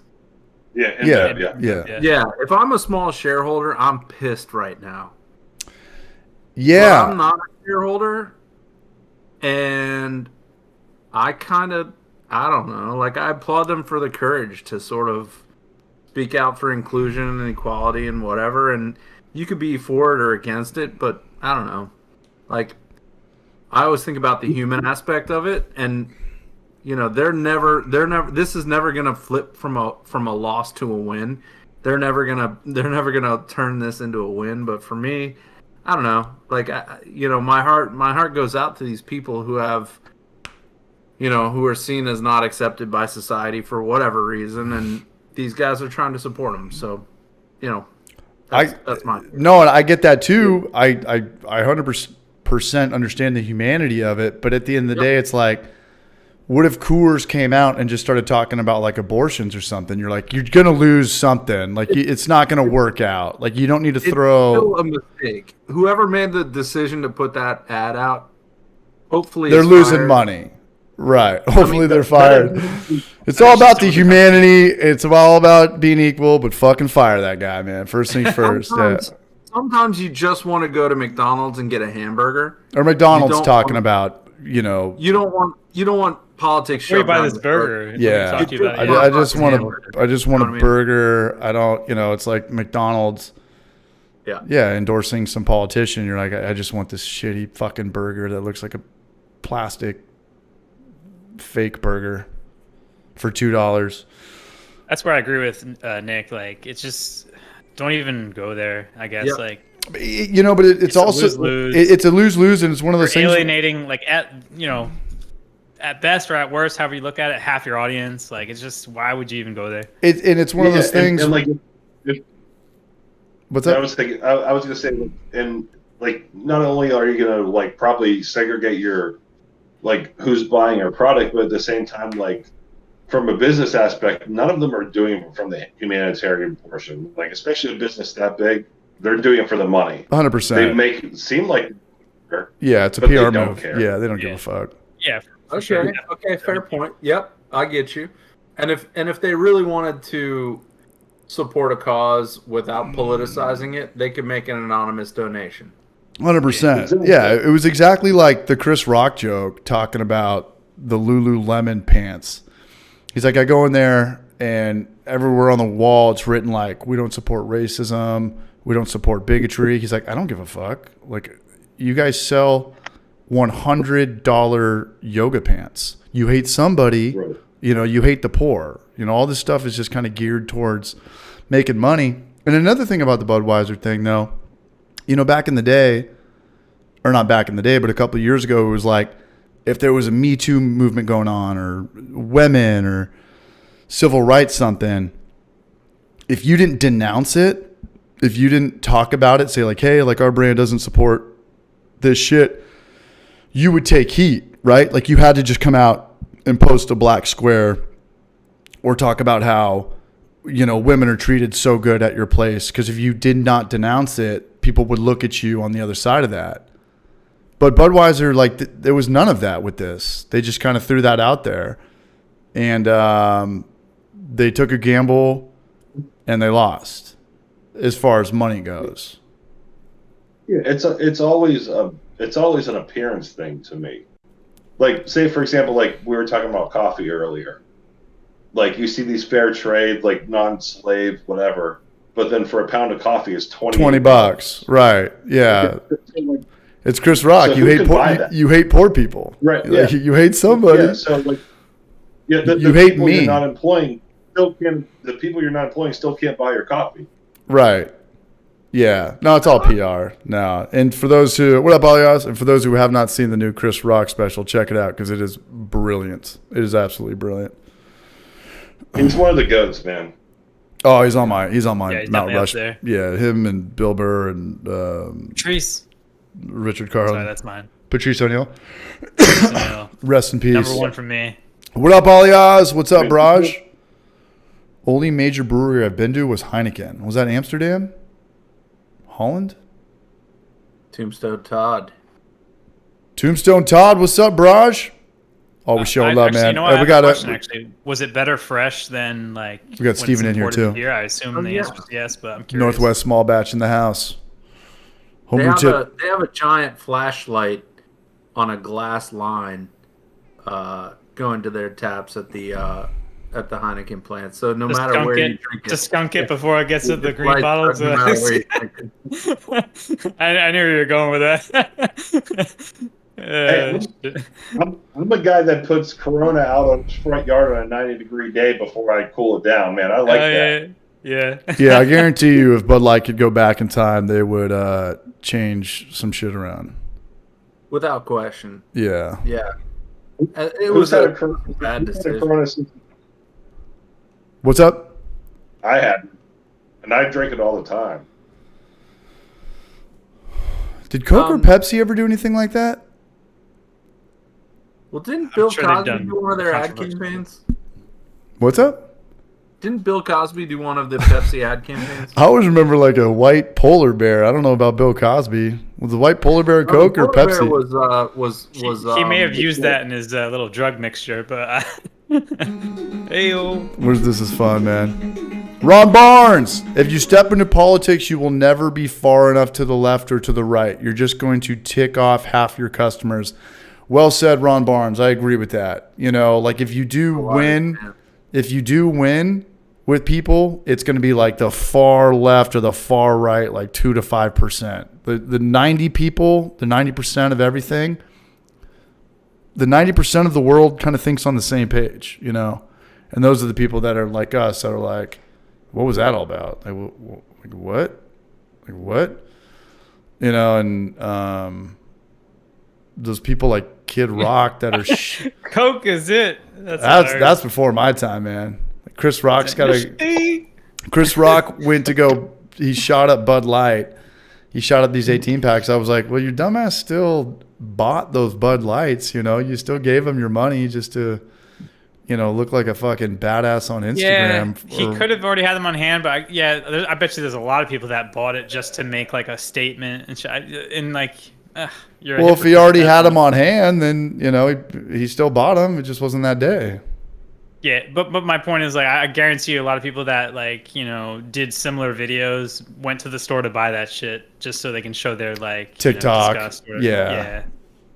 Well, I think a senator took a video of his fridge and was like, I'm gonna get rid of all the Bud Light in my fridge, and he opened his fridge and there was no Bud Light. He's like, oh, I guess I'm okay. Meanwhile, he had like 3 other beers in his fridge that were from AB InBev. Right. Not, Yeah. no not idea. realizing it, you know? Hey, that's a good point, man. There's really like when you go to the store, I'm talking like the grocery store, how many brands of beer are in there? Like 200, but how many brands own those? Like How many parent 4. companies? Yeah. Yeah, Same umbrella. how many parent companies are there? Yeah, I was shocked one time when I heard the statistics that like Sam Adams had a 2% market share, and I was like, "What? That seems like such a low number." But you know, Sam Adams is Boston beer, right? Yeah. That's like Dogfish That's Head mainly- and Truly and Yeah. Now. That's mainly Truly and Twisted Tea. Twisted Oh, Tea Tea's is in there. is in Damn, I there. didn't know that actually. Yeah. Damn. Yeah, those are their 2 big sellers. What's the most And, like, popular beer in the actually, world? Bud Like, Light? I guarantee you, like, their clientele thinks if they get Bud Heavy, they're not supporting Bud Light anymore. Because Yeah, I know they like- sell a lot of Budweiser in China. I don't know if they sell a lot of. Yeah, I don't know if it's Bud Heavy or you'd Bud be Light surprised. though. Yeah, you'd be surprised like how like far out people don't realize like how it's made by the same company. You know, like even Yeah. if it's the same thing. That was a Kyle Clawhammer observation. Just going to the smallest little liquor store in Asheville and just being like, "Damn, these guys have such good beer selection." And I would want to think that these guys handpicked that, and this is their favorites. He's like, "Well, I stepped back, and that was really just like 1 or 2 companies." yep. Yeah, Who and they're are- going to pick what has the biggest market. Well, not only that now, but now they're kind of cross. You know, I mean, they've always kind of cross. You know, there's been multiple industries under one brand, like Diageo, biggest distributor in the world, I think, owned like Burger King or something.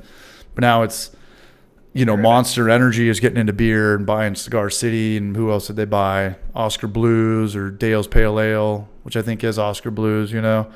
So it's not even going to be like Budweiser anymore. It's just going to be like one company that owns all of them. You know, it's just like one. You know, Yeah. Amazon, Steve Bezos is just going to own every single thing. That Yeah, it'll be Yum Brands or something like that. just owns every single thing in the world. KFC, Taco Bell, Pepsi / Treehouse Brewing. Ron Barnes, we're talking about the most popular beers in the world. Chris says Bud Light is not very common outside of the U.S. Asahi, Super Dry, Heineken, or Guinness. All 3 good answers. All 3 good candidates. Corona. I would imagine Corona's huge all I would over. Say I would what? put Corona or Modelo. Modelo? I put Corona or Modelo. Yeah, one of those have to be in there.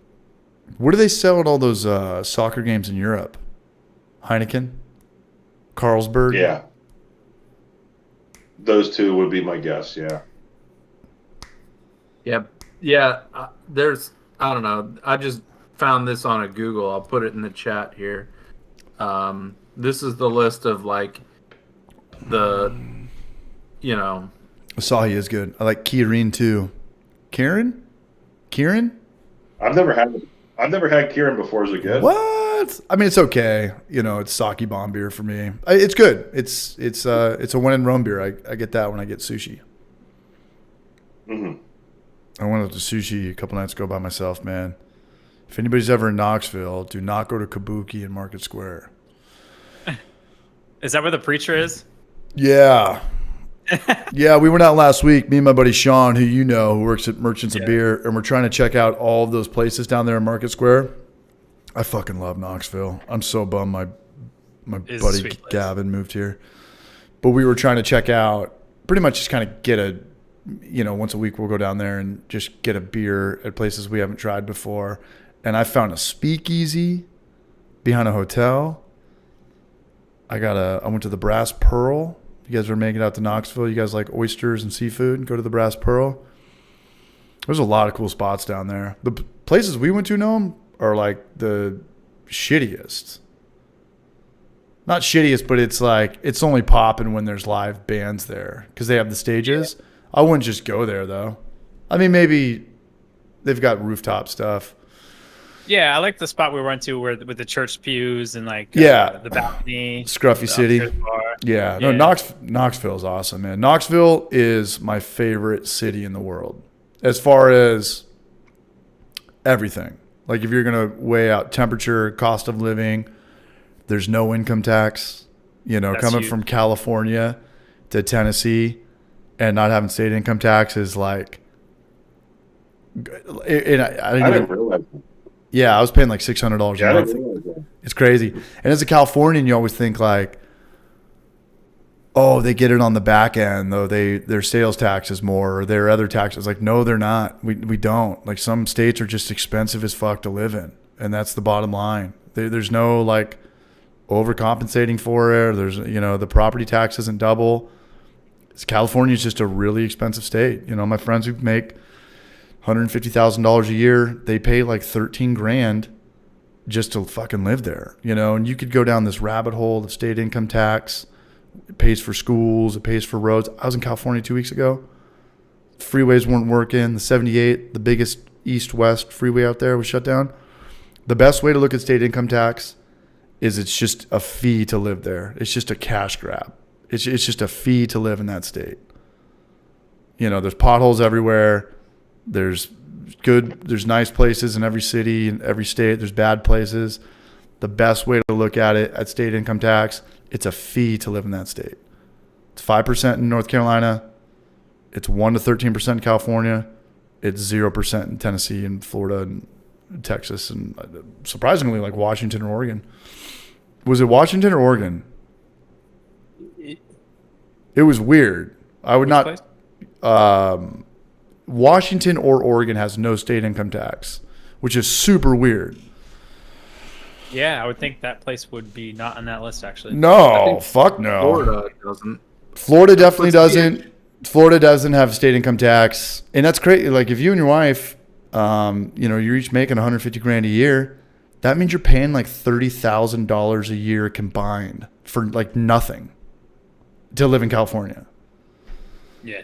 So yeah, I love Knoxville. I love Knoxville. I love Asheville. I just can't afford it. It's about $100,000 more to buy a house out there, maybe more.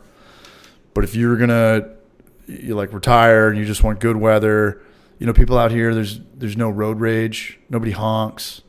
San Diego, everyone's cutting you off and, speeding up just to get in front of you and everyone's switching lanes all the time. It's like there's none of that out here. Have you honked at somebody out here? What's up? In all these benefits to Knoxville, one of the downsides, at least that I hear from you, is just the dating scene. What's going on there, man? Because dating on a Friday, like going to meet somebody's parents and then church on a Friday, doesn't sound like a good second date. What is happening there? I think people in their 20s haven't grown out of that yet, but people in their 30s, like, you just want to get along, But I think younger people are, because I tried dating when I first came out here. When I first got out here, for like a month, I was on Hinge. And, you go out with girls. And I talked about that in the last video. It was like, we're going to go on a date, a first impression. And you're going to talk about like the patriarchy for an hour with me, like how the patriarchy is all fucked up. And then on the other side of that, or, I remember this one girl I dated, she just like couldn't stop bringing up Donald Trump. Like just couldn't let it go. Like Donald Trump could be dead. And in 10 years from now, it was his fault for all this stuff. She could be living on a mansion in Hawaii and still just, couldn't let it go. Like, Donald Trump owns my body. Donald Trump owns my body. Fucking ridiculous, hilarious shit to me. And then on the other side of that, it's like, we got to go to church. Like, you got to meet my family. We got to go to church. So California is not that way. It's more the other way. But it's not like, young girls getting married young, having kids in their 20s. But like again, I'm 38, so I'm kind of outside of that, and I don't like date. I don't know. I'm just kind of weird. I work 30 hours at a brewery. I work, when I'm doing YouTube stuff, I could be anywhere from 20 to 40 hours. dating to me is like so stressful and awkward just to meet somebody, especially when it's like online or some form of internet thing. And you know, my whole life I've been in relationships with girls, and I was dating a girl for 7 years before I came out here. So I'm still kind of just in like, it's nice to be single mode, and I can walk around my house butt naked, and I could fucking jerk off in the kitchen at 2 a.m. and not do dishes for a month if I wanted to. You know, like I didn't have that at all. So I'm still kind of in the Kevin from Home Alone where I walk downstairs and it's like, I made my family disappear, and he starts jumping on the bed. So I'm still kind of in that phase. So I don't know about the dating scene. I don't know. It seemed like the girls from San Diego in a lot of your early videos all seemed really cool. Just kind of chill, hanging out with the guys, like don't care that you're not driving a Mercedes. Like it was just kind of a chill scene, and like I don't know, like everybody wants to have friends and female friends and, you know, romantic engagements and stuff. I mean, certainly there's that part of you that you know is important, and coming into a new town having no friends, it takes a lot of courage, and you know. Oh, dude, I loved it, man. I love coming out here. The one thing that bums me out about this town is I had a friend that followed me out here from San Diego, and we're in like different worlds. Like he still does a lot of cocaine. He moved. He's 40. You know, we're going to be 40 years old soon. We're 38. And I came out here, really cut back on my drinking, lost a bunch of weight, started, you know, taking the channel more serious, trying to buy a house. He moved downtown in a loft above like 10 dive bars. Like came out here to like just fucking go for it. So I've got that in the back seat of my mind, and we're like not on each other's pages. Like I'll run into him from time to time, and he'll ask like whoever I'm with, like, hey, do you have any cocaine? Can this person give me cocaine? And I pulled him aside last month. I was like, you fucking ask one of my coworkers or friends for cocaine ever again, and I'm gonna fucking get a restraining order against you, dude. And he'll just he won't get it. He'll be like, oh, dude, like I've been out here for 6 months, and you haven't hit me up, and you didn't thank me on my birthday or call me on my birthday. I'll be like, I'm telling you to tell people. I'm telling you to stop asking for cocaine, and you're bringing up your fucking birthday. I didn't hit you up on your birthday. Like we're on different worlds, man. You know. So that's my only bummer about Knoxville is he kind of didn't ruin it for me, but there's like a sleep with one eye open, and he's never a person like if you're like, hey man, if you see him out, like just stay away from me. Don't bomb in on my table. Leave me alone. He'll never understand that. He's got to show up and be like, hey, like what's up? Like, you know, it's. Yeah, so that's a bummer about Knoxville. I still like fucking cannot believe this dude came out from San Diego after me. But other than that, Knoxville's the best, man. If you can afford Asheville, get in Asheville. But weather, $300 houses, $3 a gallon gas, no income tax, good weather, no road rage. Knoxville, man. I love this town. Cool. I love this town. I love Market Square. Chris, how you doing up there? You got another Bud Light in you or what? I'm good. Yeah. I got a little bit left, and then I've got more beers. Are we all in the same time zone? Because I know the Midwest is kind of both, right? Yeah, definitely we're east. What do you got there, bud? Psychedelic love something fruit. What does that say? Plethora fruit. Plethora of fruit, yeah. Seen the movie Knock at the Cabin yet? No, but I have seen What About Bob. What up, Chucky White? What's up, Braj? So something funny about this beer is they're known for their sours, but they were going to brew a batch of beer, and they had like a lot of those like I think aseptic puree like Mylar looking bags. Yep. And they weren't labeled, so they had no idea what was in them. So they were like tasting a little bit from each, and they tried their best to like make like kind of a unique batch. And they liked it so much that they treated it as though it was like any other version. But they have no idea what fruit is in it, so they don't actually list it. Mystery fruit. I like it. You It's might be basically allergic like when you're a home brewer and you're like, fuck it, I have these hops and they need to be used, so you just like toss it in the beer. Did you guys see the Adam Makes Beer episode where he took all of those Mylar bags, dumped them into a Spike 1-barrel fermenter, and then pressure transferred them into his like big ass Yeah. fermenters? Yeah, that's how he pushes like puree or any sort Yeah. of like adjunct addition into his main vessel. I thought that That's was a very really cool. interesting episode. When you think about brewing on a like a commercial scale, Alexander. Bud Light, baby. yeah. Oh, Alexander. I'm just kidding. Oh, I knew what I'm it envious. was. No, Chris, I'm bummed you didn't get to see him, man. If I go to Cartridge, I want to see Adam. I want to see him brewing. yeah, I was gonna like Hit him up I talked beforehand. to his cellar guy or something as we were walking out of the bathroom. Nice guy. Yeah. Everybody there was really chill. All of their merch is half off right now, so hit them up. Okay. But, I guess they're changing out their merch or something. Yeah. That's a pretty So I good got a- promo, man. Half off merch. Yeah. Hell yeah. Yeah. Well, I was looking, like, I'm a big dude. They didn't have any shirts that fit me, so. What are you, youth large? Youth XL? Bro, my entire adult life has been walking the line between XL and 2XL. And my goal in life is to be walking the line between L and XL. So I had that for a little bit, but I'm already back to XL. that's tough, man. You look thin in Tampa. Like you look.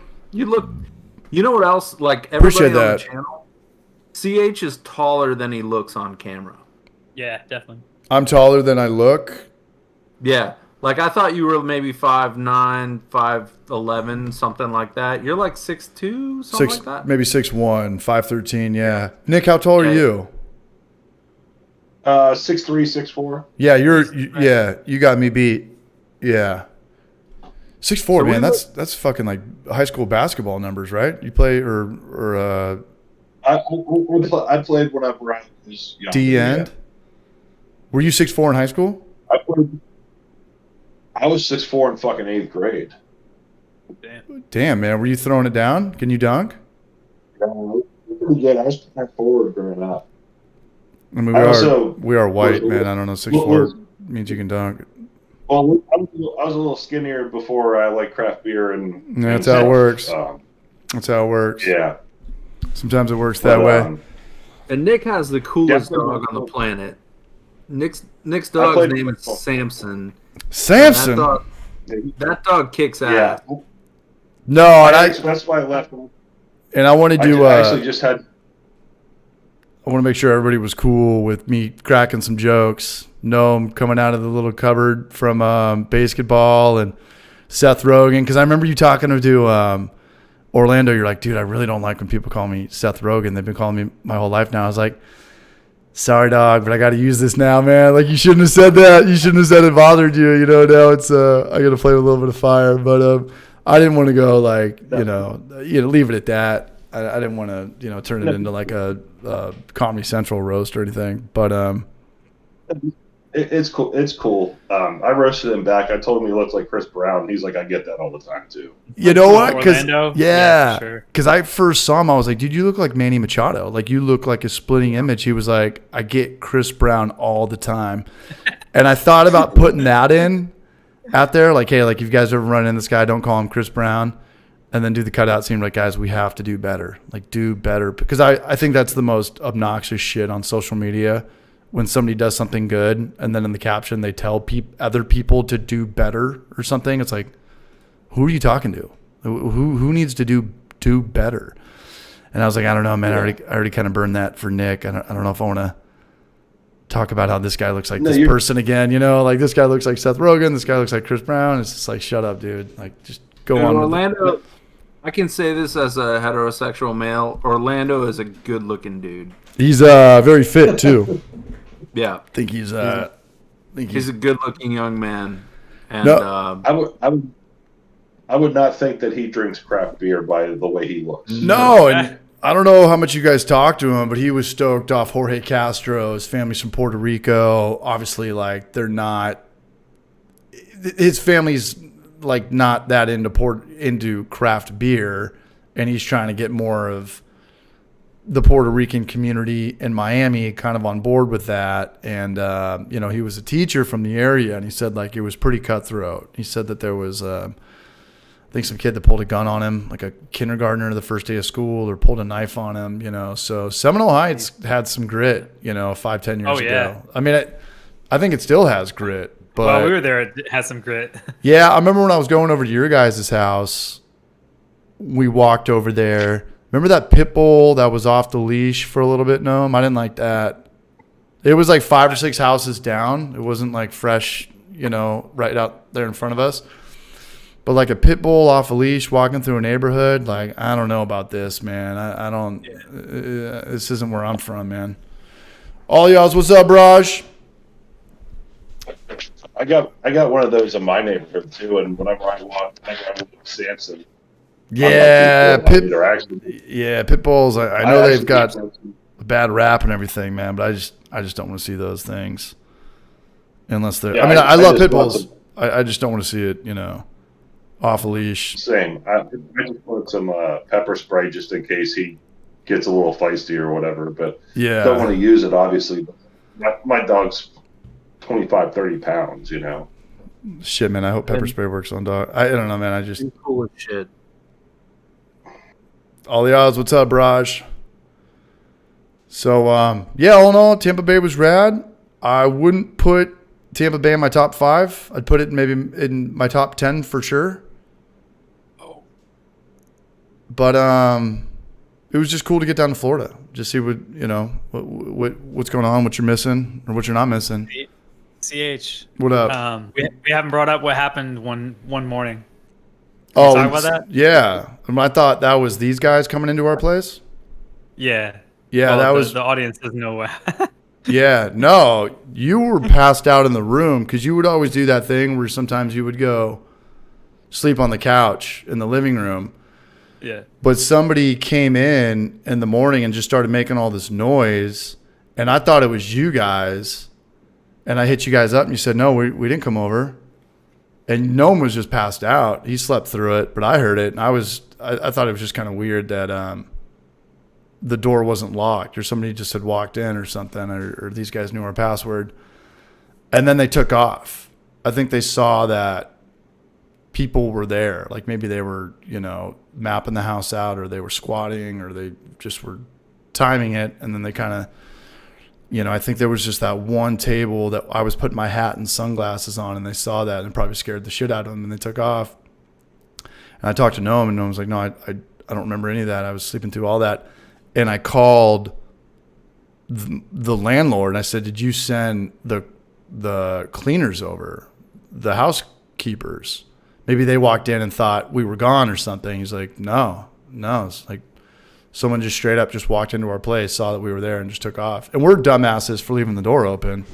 Yeah. Or leaving the door unlocked. Yeah, unlocked, yeah. Yeah. So not the sketchiest neighborhood, but not the best neighborhood.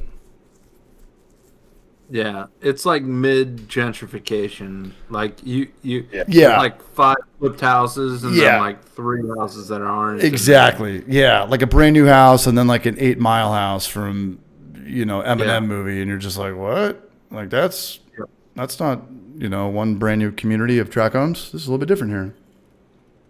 Well, I think too that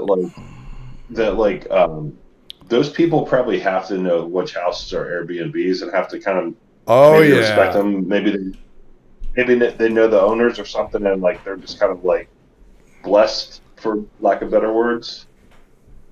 Oh yeah, like could be wrong. No, I think you're right. I think when you see somebody come in and remodel a house, and the neighborhood a little bit well, and you know that they're not going to be there a lot, especially Monday through Thursday, when it's not a weekend, that house is pretty vacant. Like you probably know somebody that you could, wants to score a TV or something, get a brand new flat screen or some shit.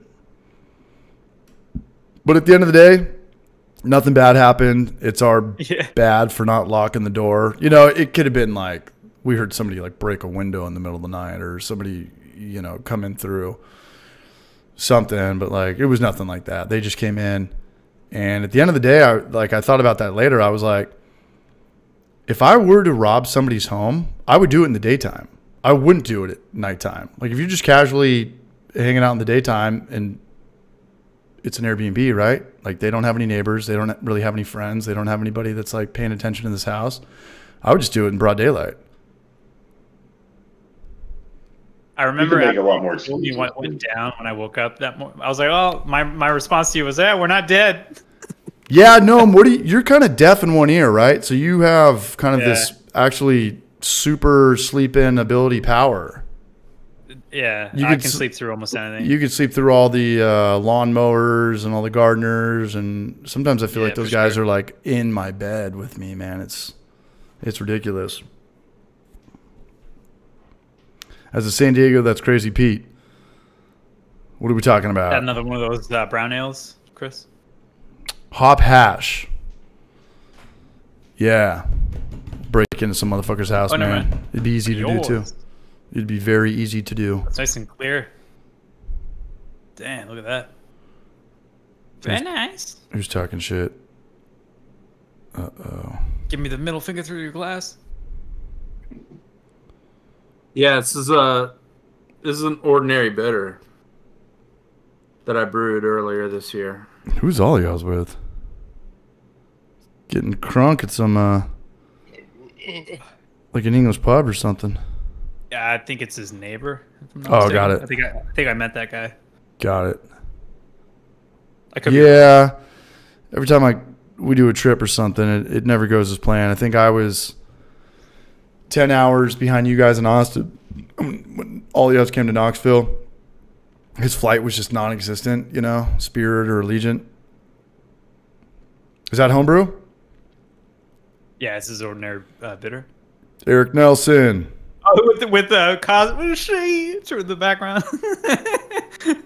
Oh, I thought that was actually in the glass. I was like, how'd you do that? Oh, he's holding his Right? phone That's back there. hilarious. All right, I'm going to get another beer. BRB. Be right back.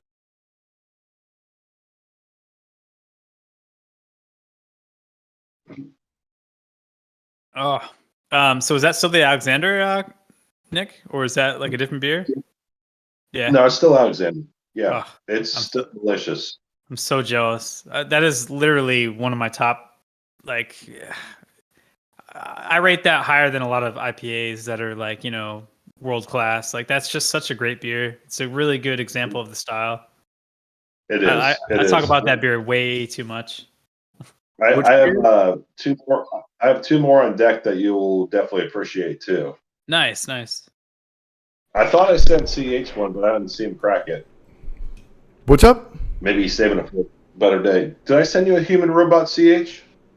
I already drank the 2. It was 2 with an ice packet. Oh, okay. Well, 63. Maybe I didn't have it whenever I sent it to you. I'm keeping the ice packet though, Raj. I think is in the freezer right Well, now. Were they cold when you got them? A little bit, yeah. I've never seen that move though. All right. Beers with ice packet. That was next level, man. Thank you, Raj. Yeah, they're hazy, so you gotta try to keep them cold. But No, I appreciate that. yeah, CH, I have a T-shirt idea for you. I want to run it by you. What do you got? All right, take this logo. Ha. Yeah. And change it to an M. I think I could have guessed that part. Yeah, I like that. And then here, instead of the peacock, just get the outline of you in your headphones. You know what I mean? With the shitty. Overlaid in there. You know what I mean? I would just not do my face at all. I just do Oh, NBC and just do the colors right there. Just leave the peacock. What about I would leave the peacock, or Just make a change silhouette of a pine or something. Yeah. The NBC's coming back too. I got to put it in a video. You know what I'm surprised about is that we did not do a single NBC in Tampa. I think the whole weekend was an NBC, but Yeah. I mean, we drank a lot of beer, no doubt. we drank a There was lot a of clip. beer. There was a clip in that video where we had a Modelo and a shot. Oh, Like for God. me, that's Yeah, the blowjob That's- place. Do you guys remember was the it. blowjob? Did you guys see the dude getting a BJ from the chick? Do you guys remember what happened? Wasn't No. it like in a Personally, minivan? no. So we were outside waiting. That's when you were doing your 1 minute dance parties with people. And it happened like down and to the right. Like we cut across there to see if we could get a cab or an Airbnb. And the dude was in the car and the girl was outside of the driver's side and blowing him. And I was like, no way. Like, and I'm blowing it, even though there's a lot of people right there. Yeah. And then he started laughing and was like, oh, and she went back to work. And when she like hit the corner, didn't show her face, she had a shirt on that said security. She was one of the bouncers there. She didn't think it was as funny as we did or the recipient of the blowjob did. But no, like it, I don't know how else you could have like explained it unless she was like fixing his zipper with her mouth or something. Like I don't, like I saw what I saw. Yeah, like I think when a girl has her face in a guy's crotch and the guy's got his seat kind of kicked back, I don't think that's anything other than a blowjob. But I don't know. I've been wrong before. Yeah. Well, and then right outside of that vehicle, I had my second of 2 successful 15-second dance parties. I've got all of it on film. It didn't all make the video, but I still have it. There was one blonde-haired dude that was rocking out harder than you were. Yeah. And it was weird. Yeah. That guy had some issues. There's no doubt about that, my friend. So I think he left our 15-second dance party and then just murdered like 7 people. Yeah, I'd put my money on that. And so I'd like to think perhaps I prevented 7 murders. Or what about the girls that all started going ape shit, like all 4 of them? Yeah. I mean, look, like maybe they're all on a stream tonight about like makeup or fucking. No, I think the blonde-haired guy killed all of those 4 girls. I think that's what happened that night. Oh, he murdered them. Yeah, or maybe they murdered him. I don't know. But anybody. Either way, they're all dead, and we're all better for it. And we all, Chris is going around asking people if they wanted to dance outside for just 1 minute. And 30-second dance party? 1 minute dance party or a 30-second dance Was party. it 1 minute? I don't know. Whatever it was. It was funny because the one you left in the video were the girls that were pretty attractive, and they walked by, and I was just like, yeah, I remember that. I do remember that. I'm doing a Don't blow it. I'm doing a red rye lager, and I hate rye beers. I can't stand rye beers. They taste so damn gummy. Do you guys like rye beers? In small amounts, saisons, I do like it, but I've never really had like a massive like rye beer, or what do they call them, Roggen beers. But I do know Jaggers loves rye. Does it taste like super dry malty beers to you guys when you use rye? And does it always smell like horse hay? Does it always smell like hay? No, I get like a pepper component. Really? A little bit of a spice, yeah. I like pepper. Yeah. I like rye stouts, and I make like an old-fashioned cocktail-inspired beer, where I'll basically make like a rye pale ale, and I'll oak age it and put like bitters and orange peel and maraschino cherries in it. And it turns out real well. It's usually pretty well taken, but like, yeah, the rye really kind of gives like that whiskey taste to it. I could go for an old fashioned or a Manhattan right now, man. I was talking about rye whiskey in the chat. Nick, are you not drinking tonight? Remember old fashioned? Or do you mean the drink? Remember that Manhattan at the Velvet Gypsy? Yeah, I think so. With like the burning like bourbon whiskey and whatever the hell it's- whiskey, sugar, and bitters. I think I had like 4 of them. I lost like an inch of meat from that. We spent a lot of time there. Spent a lot of money there too.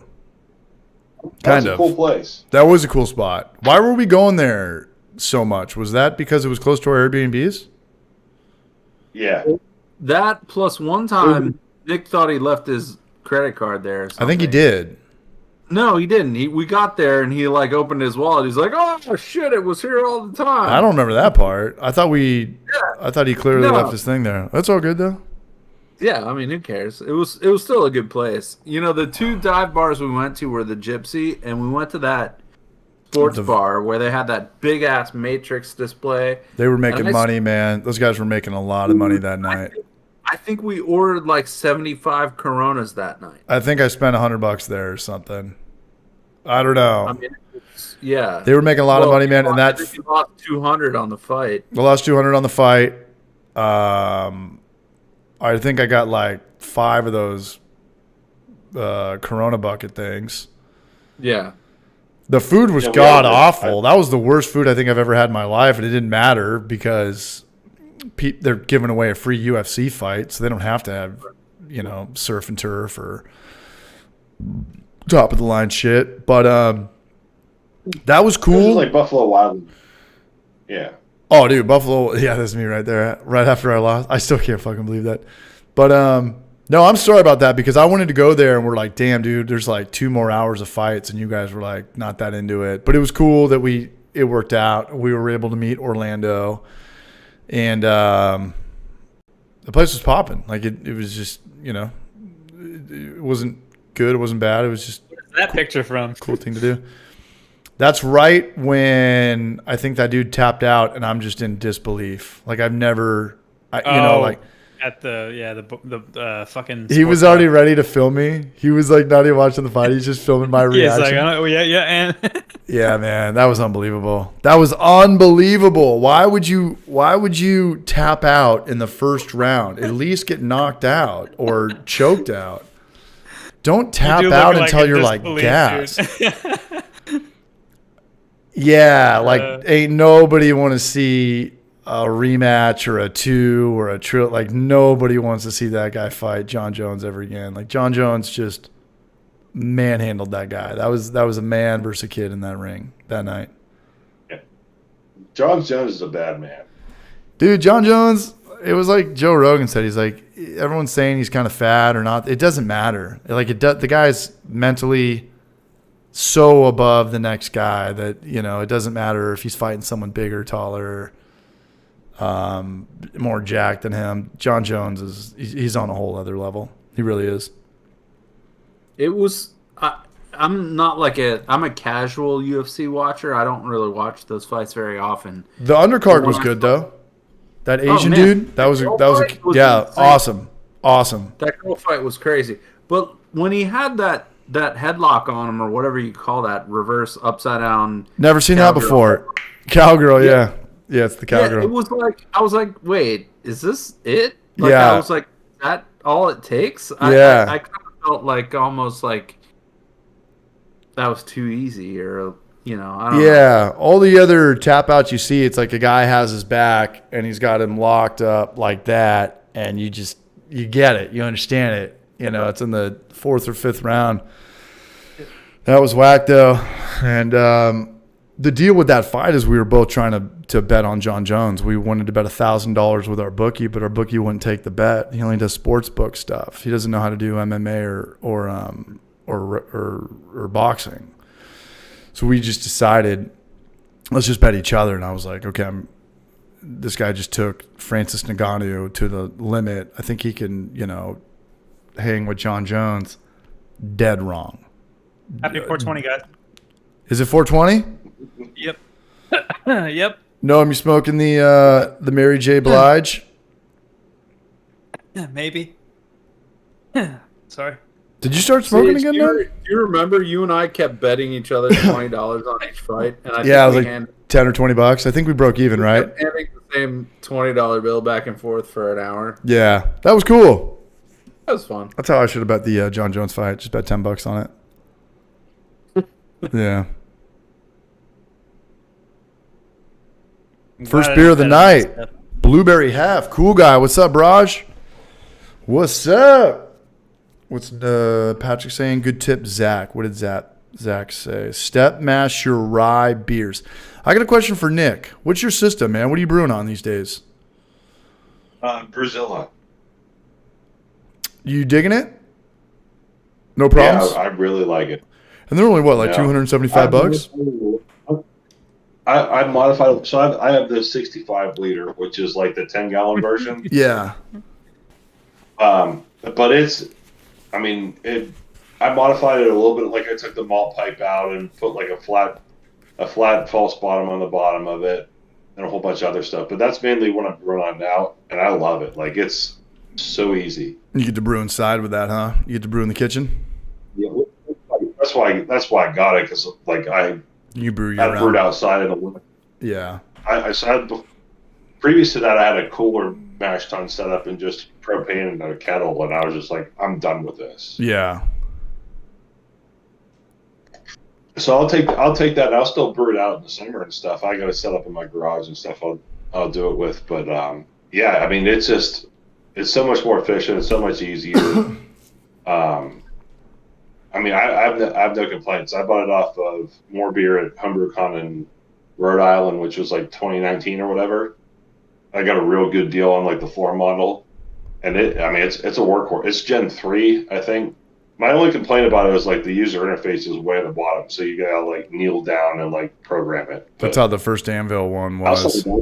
Yeah. That's I awesome. have a question I just thought of. I don't know if there's even an answer for this, but Nick. So Yeah. a lot of times people ask, like, what's it like going from home brewer to professional? You know, for you it's the reverse. What's it like going from professional back down to like a home brewer? And I don't mean to say back down, but like. No. I don't take it. I don't take it negatively. Honestly, way better.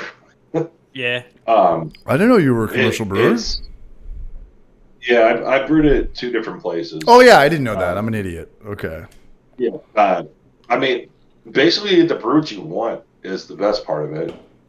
And you don't have to deal with like.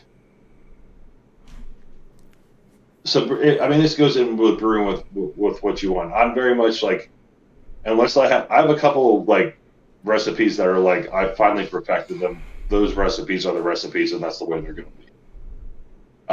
But I have ones that like I constantly tinker with, or I'm trying to like do a new style, and I'll do whatever. And there's just not much creativity in the professional brew world. You do learn a lot of good process stuff.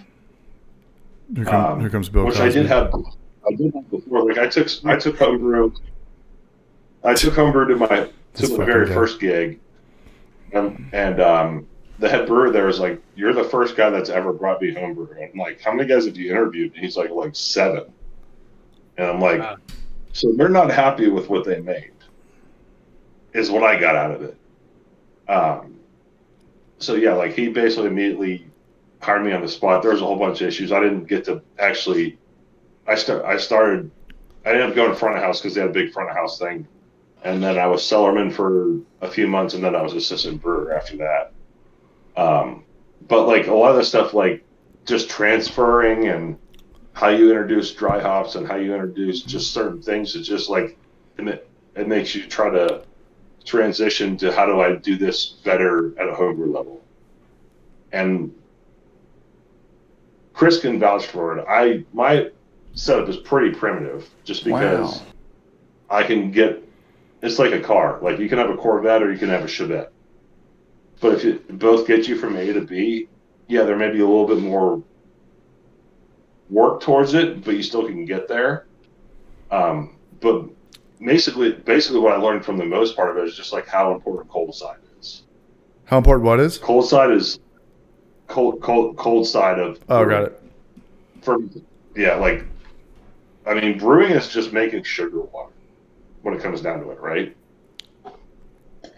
And it's all about how you hit your fermentation the way you want it, when you're dumping stuff, when you're adding things, when you say from a quality standpoint, this is ready to go, and transfer it to the bright and serve it. And from the homebrew level, like I was like auto siphoning and blah, blah, blah. So like I went straight to closed transfers and like after I messed with my water, like water was the biggest thing for me, which I'd been doing before I had commercial brewed, but I mean, just process things is what you really learn. And the guy that I would call him basically my mentor. He was the head brewer in my first place. Is still one of my very good friends, and we bounce stuff off each other all the time.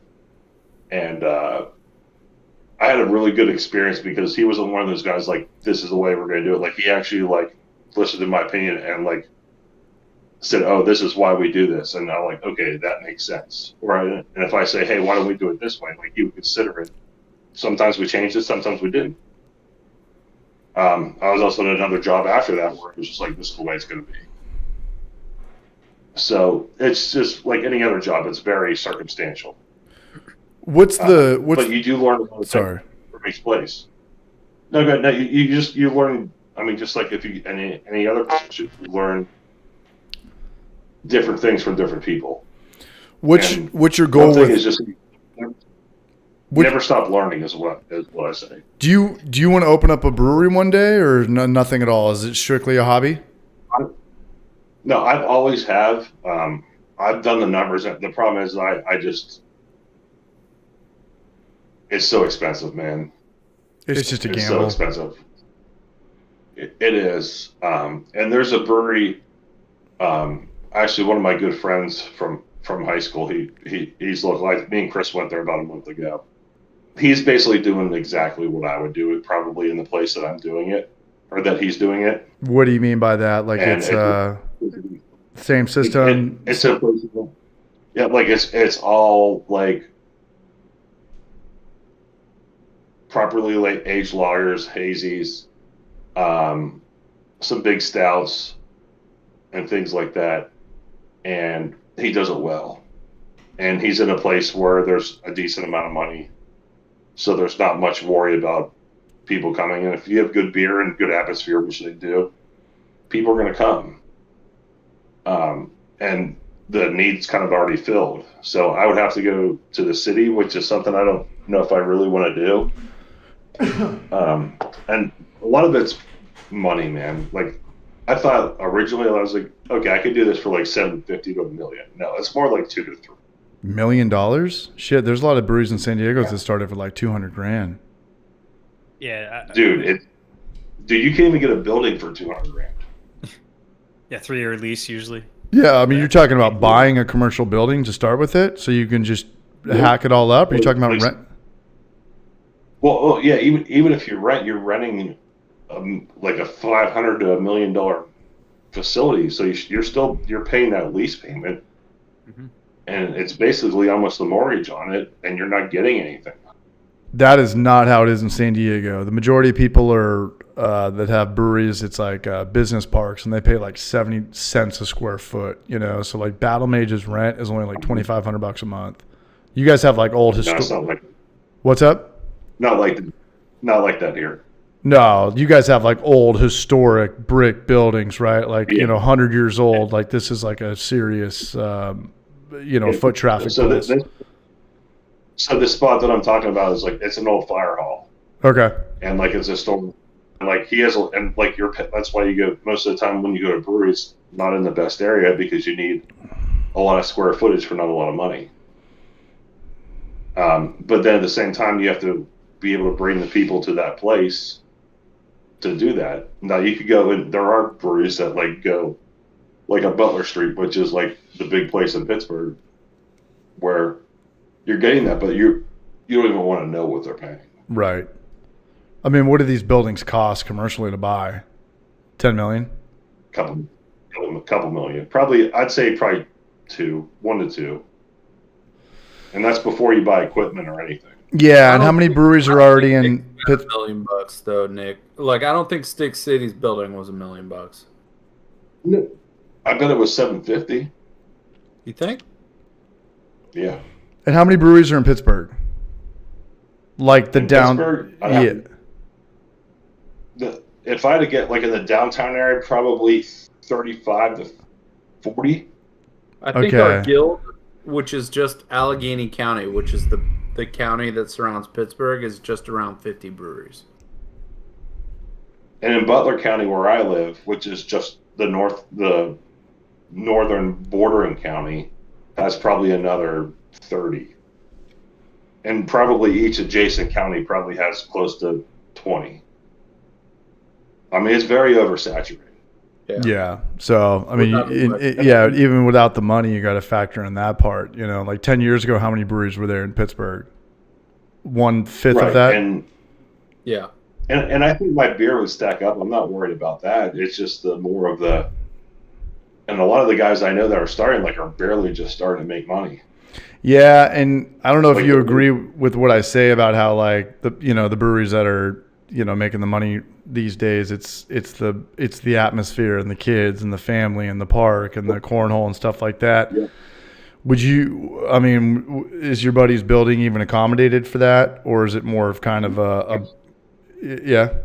Yeah, there's kids, there's dogs, there's Kids, cornhole, there's the whole deal. Bluegrass night.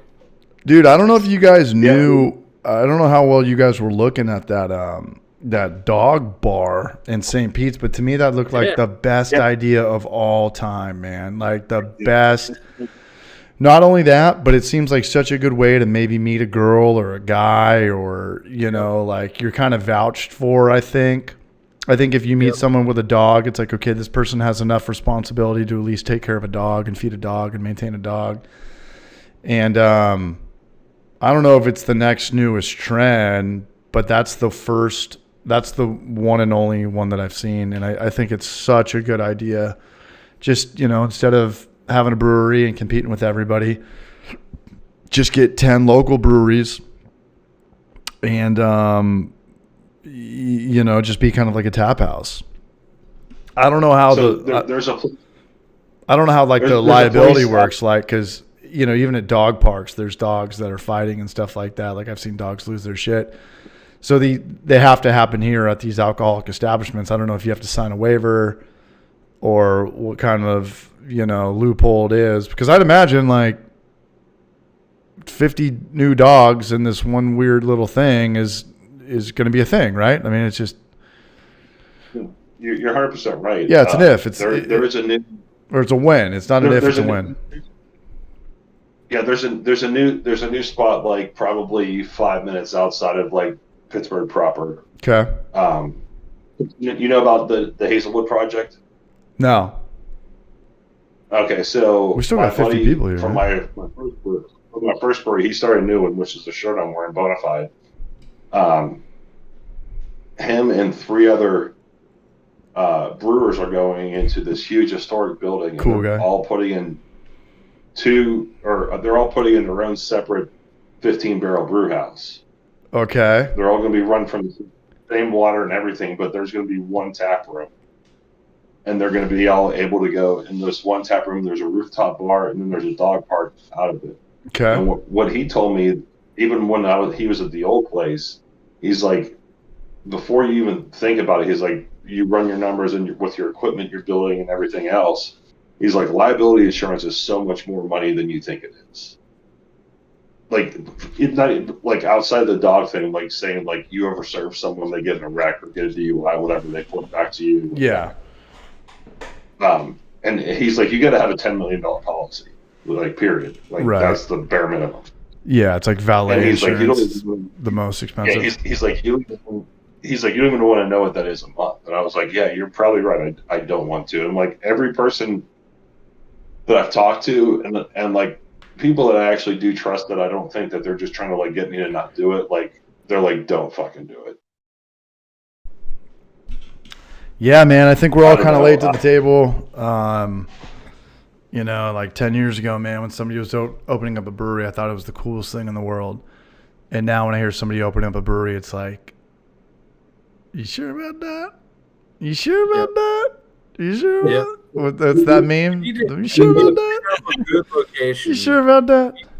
You need to have good atmosphere. You need to have good food. You got to know how to run a business. Okay beer. Yeah. You need like all those things have to come together, and I think the common denominator in all that is capital.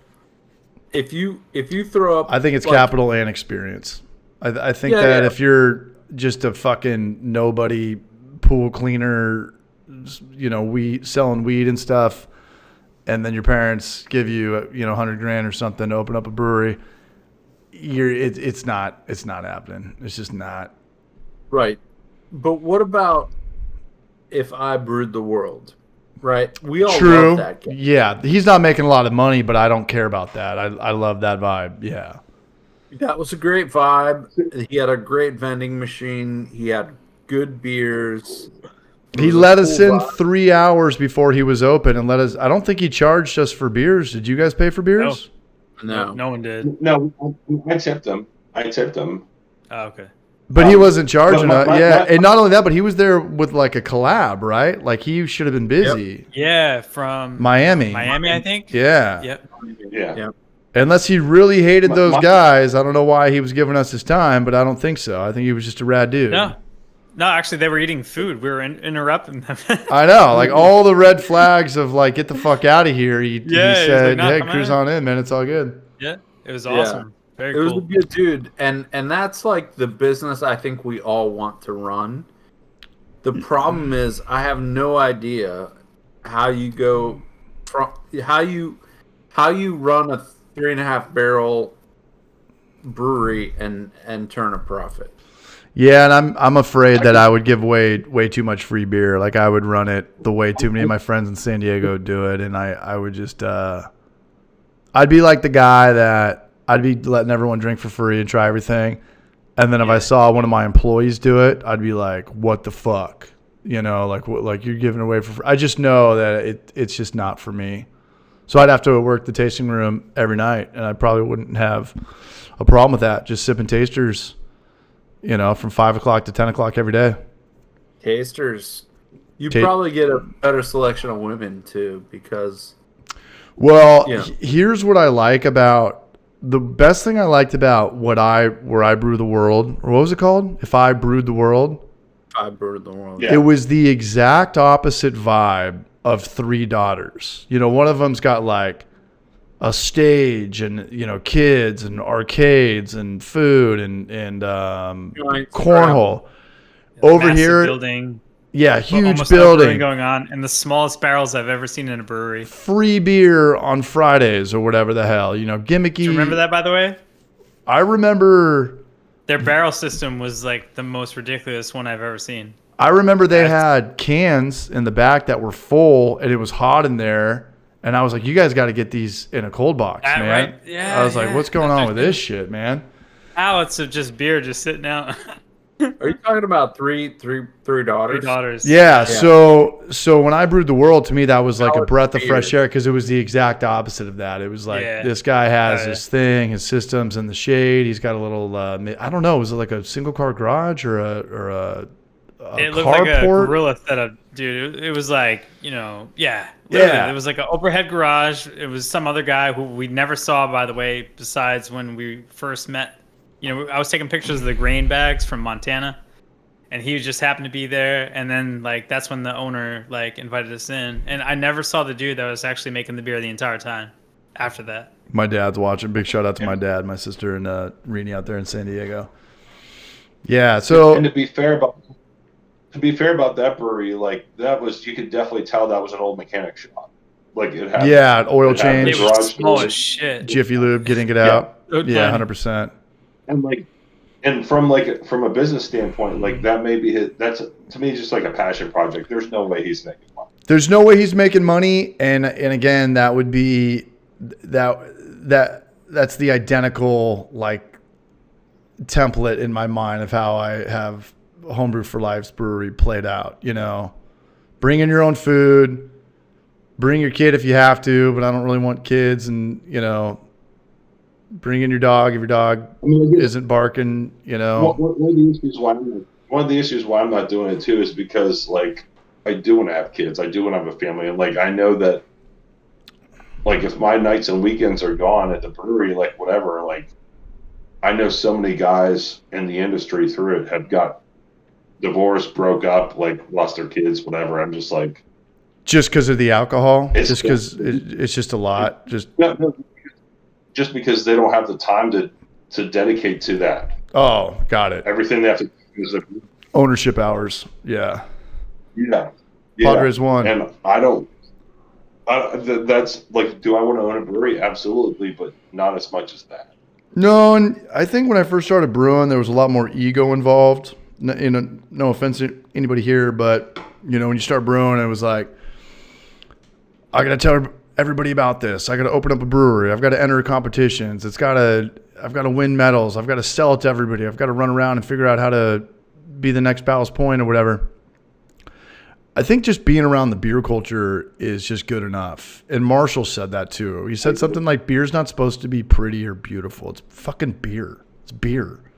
You know, would you just say it's sugar? It's carbonated sugar water, you know? Yeah. And here's my thing with that too is like, I know plenty of brewers at the homebrew level that are better beer than some of the professionals. But they don't have that money or that business or that cool wife or that, you know, that you got a daughter on the way or you got a new car payment now. It's like, they may not be as talented either. You know what I mean? And what it comes down to is where you want to set your priorities, right? Like, my priority is to have a good time with my buddies and everyone, their kids, whoever else, and want them to enjoy my beer. Yeah. And I'm going to enjoy it. I don't have to make money on that. The only thing professional about a brewer to me is if you say I'm a professional brewer, all that means is you can legally sell your beer. You can get paid $5 an hour. People that are picking up dog shit make more than you. That's what it means. That means to me. Yeah, saying you're professional and like bragging rights. Yeah, I'm not saying I'm right or wrong or that I'm better or worse than anyone else. There's a lot better brewers than me. There's a lot worse brewers than me, just like any of you guys. But what it comes down to is that turns it into a job that's your livelihood, and you're probably no longer going to like it anymore. Yeah, and you got to have this weird thing too. You're probably going to be hiring people to brew and run a business versus actually brewing. So, like, how happy are you actually going to be? Yeah. What about the community aspect? Like all of your buddies now? What's up? I'm not trying to be a downer, but and don't open a brewery. Open a brewery if you want to, but like for me, I just don't know if it's there. And so I think that the treehouse thing, to me, that's like the 0.01%. Like the dude opened up a killer brewery, or he opened up a brewery with friends in his mid-20s, late 20s. On paper, that doesn't work out. On paper, that does not turn into Disneyland or Willy Wonka's chocolate factory. And it did for that dude. Now, for whatever reason, I don't know, but something tells me that he's got a killer business with very little turnover.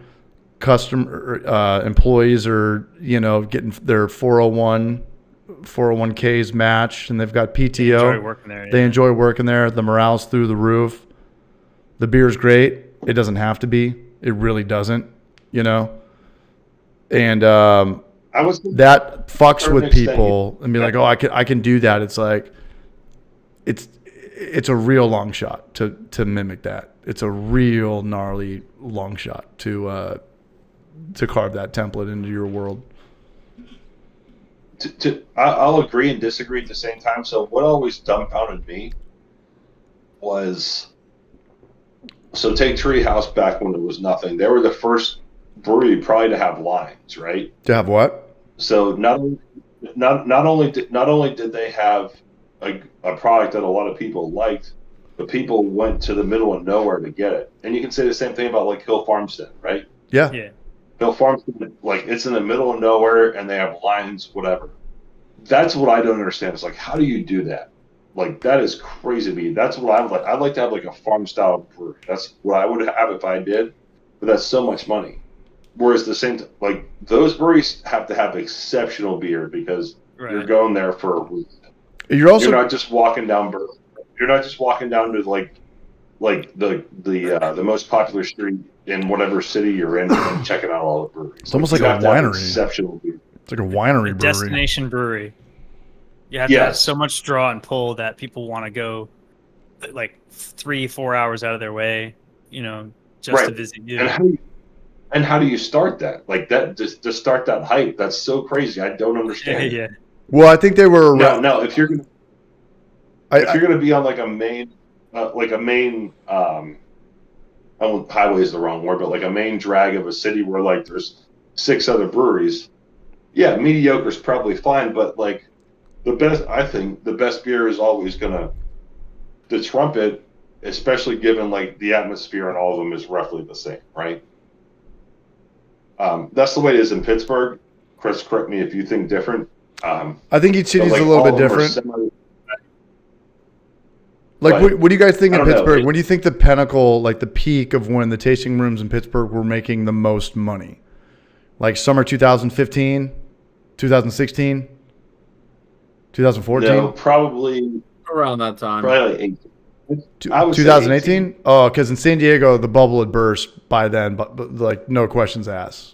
Like if you were opening a brewery, I remember say standing you in got- line at Dancing Gnome trying to get a 4-pack. Like, Like, and that- but that was the only place. Like we're seeing Flavor was like Flav? that's like a lot of those breweries started like Pittsburgh was a couple years behind. and we're not talking about Treehouse. Like every brewery that had good or bad beer, when were they making their most money? And I'd say in San Diego it'd be 2015, summer 2015. I would say for Pittsburgh probably 17 or 18. What about you, Dome? I wouldn't have a clue. We I love think for Nome it. would be about. A for effort. There's our guy. I think Nome would be about Yeah, but because no, they had the big Treehouse and Hill Farmstead and Alchemist and Trillium and all those guys.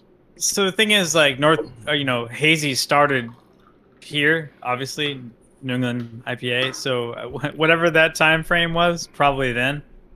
I mean, I'll say 14, 15. yeah, beginning. Where they got real big. I'm not saying when they started. I'm saying when yeah. they got- Starting and getting popular are two different things. Oh, that's true. Yeah. Yeah. Yeah, I don't know. I would think it's a little bit later than that, actually. Like, So I here's found out something about that's funny. Treehouse in like late 2016, early 2017, I think. So Okay. to me, I would say that. Yeah, that's kind of. So one of the reasons why, yeah, I think I can say this.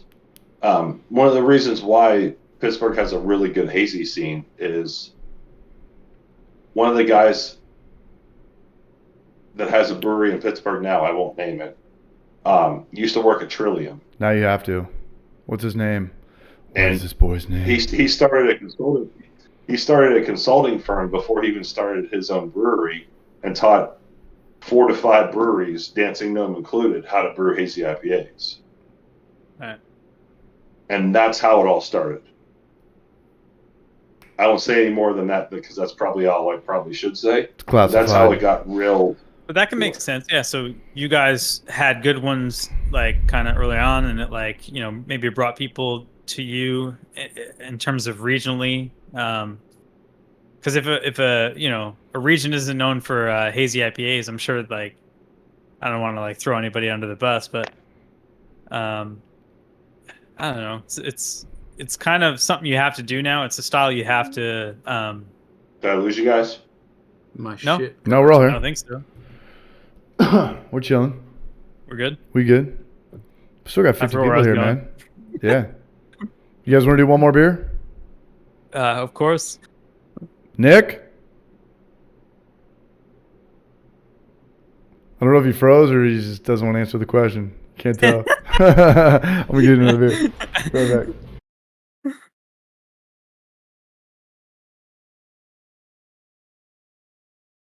I think I see eyelids, so maybe I don't know. What's up, Chris? I'm gonna take it to you. Oh, there we go. There's movement. He let us in 3 hours before he was open and let us. I don't think he charged us for beers. Did you guys? Oh, somebody's watching the video.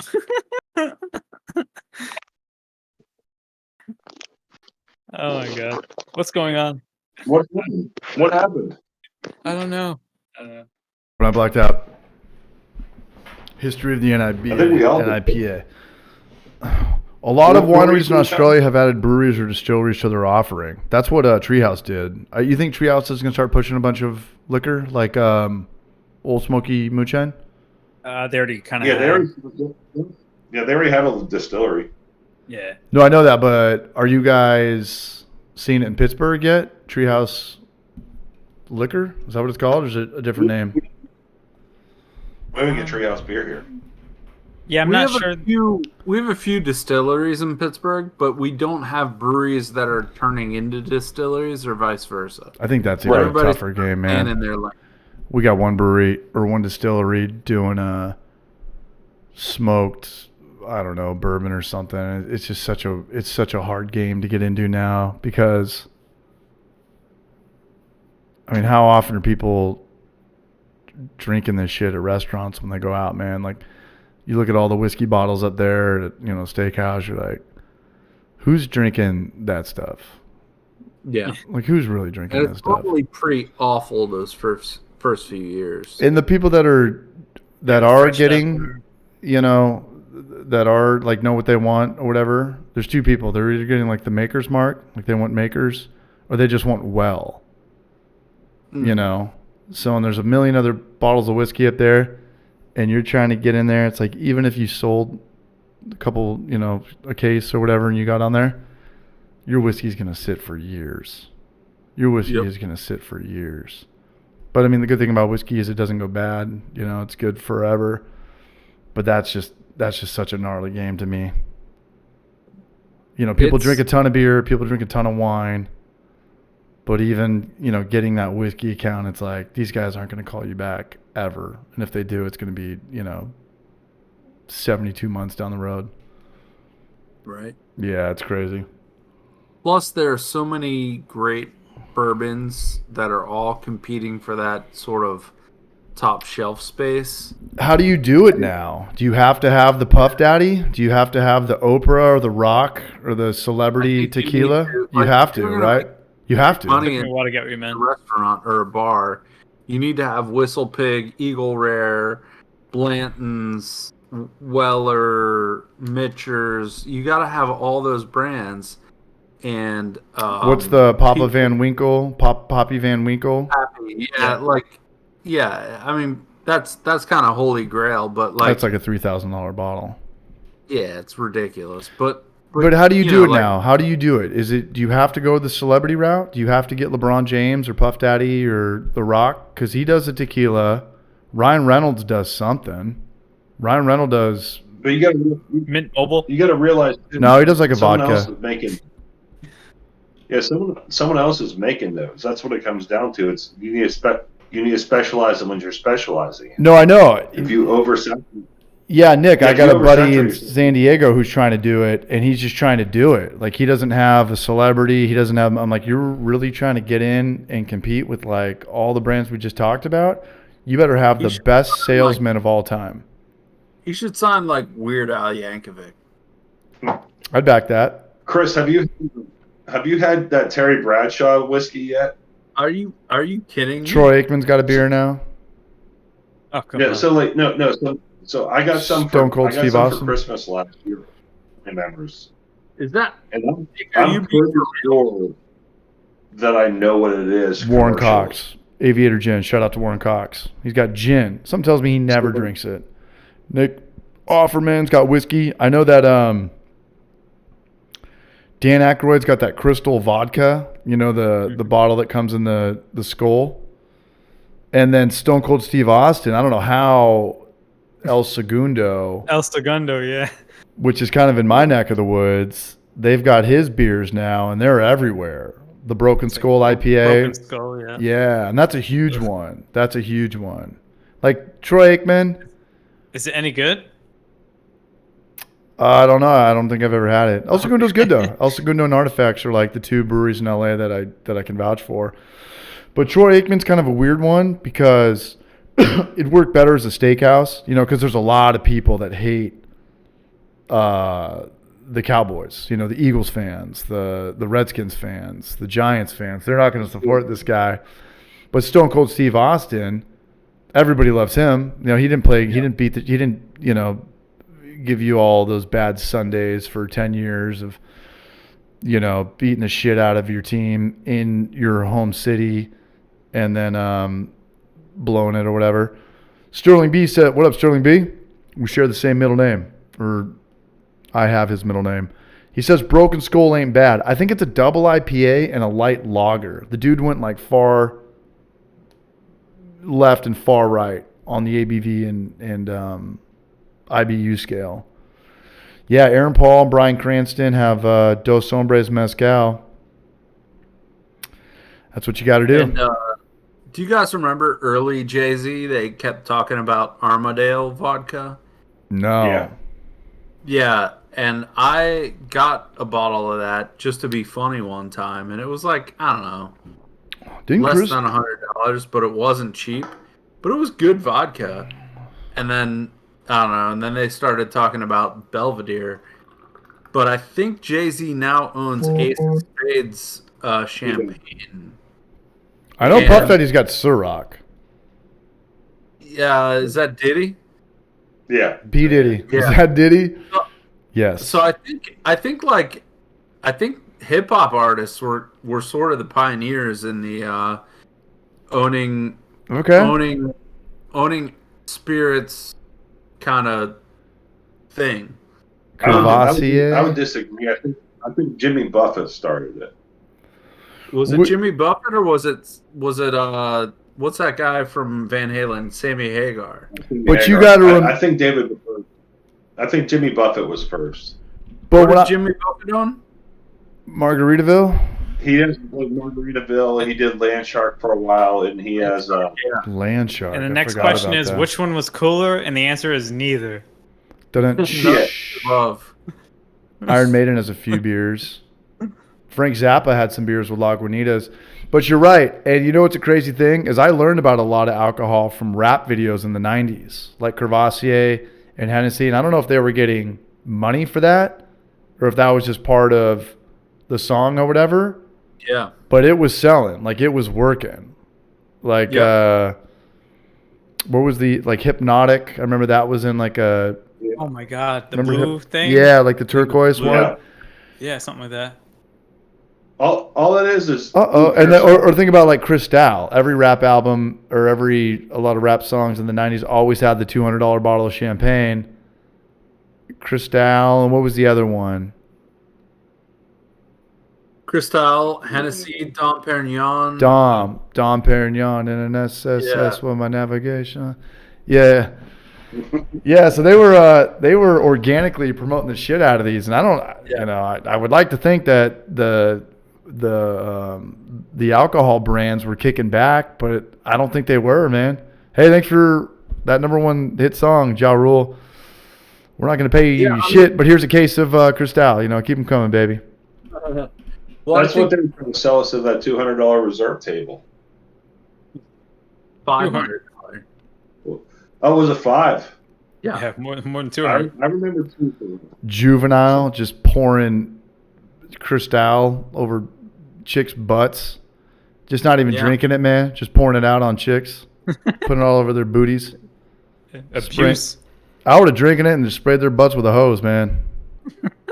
I'm getting some trolls.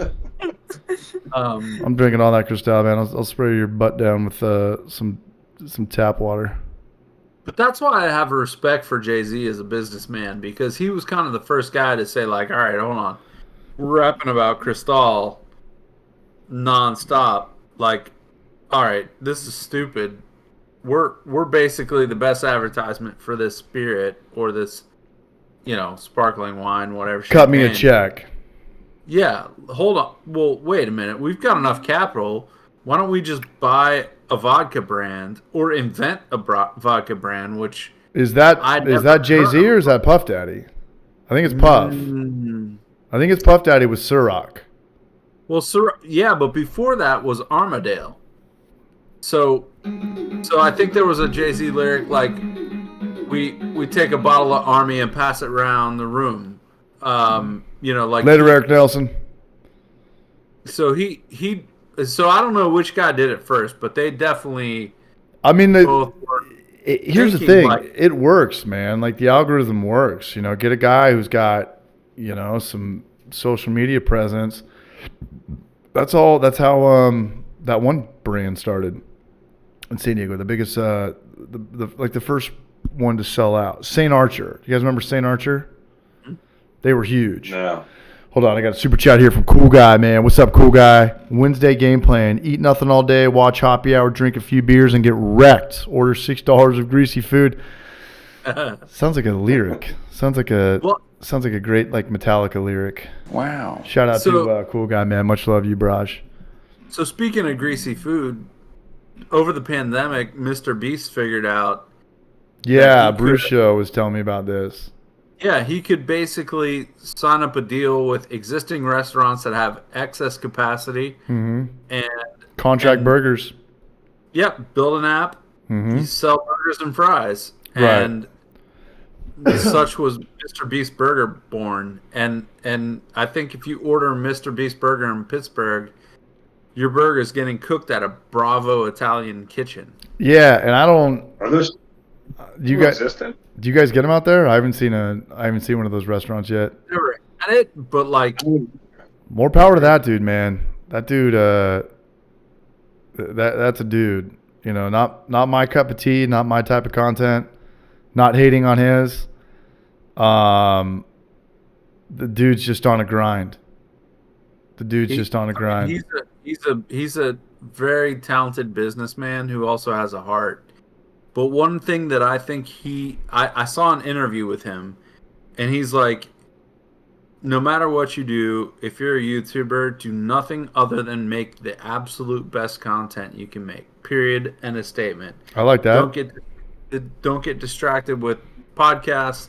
Don't get distracted with nonsense. He's like, Maybe I just don't get put that. out the best content. And you know, I mean, Got another one here. We got an NBC. My Mexican food is here. We got another super chat here from Cool Guy, man. Much love, you, Barrage. I feel like someone's trying to always like break into my house. Seems like They better have a good. trend. Yeah, an ongoing thing. I don't know. Well, I was like 2 hours away from you last Wednesday. I was gonna show up unannounced. that would have been rad, man. I would have taken you down to Market Square and we would have kicked it. I fucking love Knoxville. I really love Knoxville. Yeah. I highly recommend it to anybody, and I think that Yeehaw Brewing out here is like, hey, it made the city better, the beer city better. It's a killer brewery. It's a family brewery. They've just got, when there's not concerts up there, it's just a big screen, just a big movie theater screen for just, Padres games and movie nights, and they've got the fake grass, and it's just a really, really, really cool hangout, and it's just another reason to come and drink beer here in the city. I'm glad that they did. Isn't that old Smoky Money though? Oh yeah, Joe Baker. That dude's like not even 50 yet. Yeah, that Joe Baker guy, So- like his moonshine shit is like. They're still calling that family business? What's up? They're still calling that family business? That family, it's like we talked about earlier. Like what, the family business is just something you put on the label for marketing tool. If it is a family business, they probably fucking all hate each other. The wife and the husband haven't slept in the same room for 10 years. But it sells. It's all PR. I would like to Yeah. believe that it's all good. But I used to work at a winery, and it was two families on the back of every bottle. It was like the Gomez and the Garvey family. And in real life, like, they couldn't be in the same room. Family owned and operated since 1965. They can't be in the same room. And they both had wives that were like even gnarlier, like trying to run the business. It's like, hey, like, you married in, our dad's the guy that started this. We just went from 2 cooks in the kitchen to 4. They can't be in the same room or everyone just gets red in their chest and their face. So yeah, but they're family owned and operated, and put it on a bottle. What up, Kill Meds? Her. BJ's from Security for Everyone. Right on. Well, we're coming down to the wire. It's coming up to 3 hours. What do you guys say, man? I'm glad you guys came on, man. I had a blast with you guys. We got to figure out the next one. The next, probably going to be Denver, right? I'll start putting out. That works for me. What is it, like $400? GABF.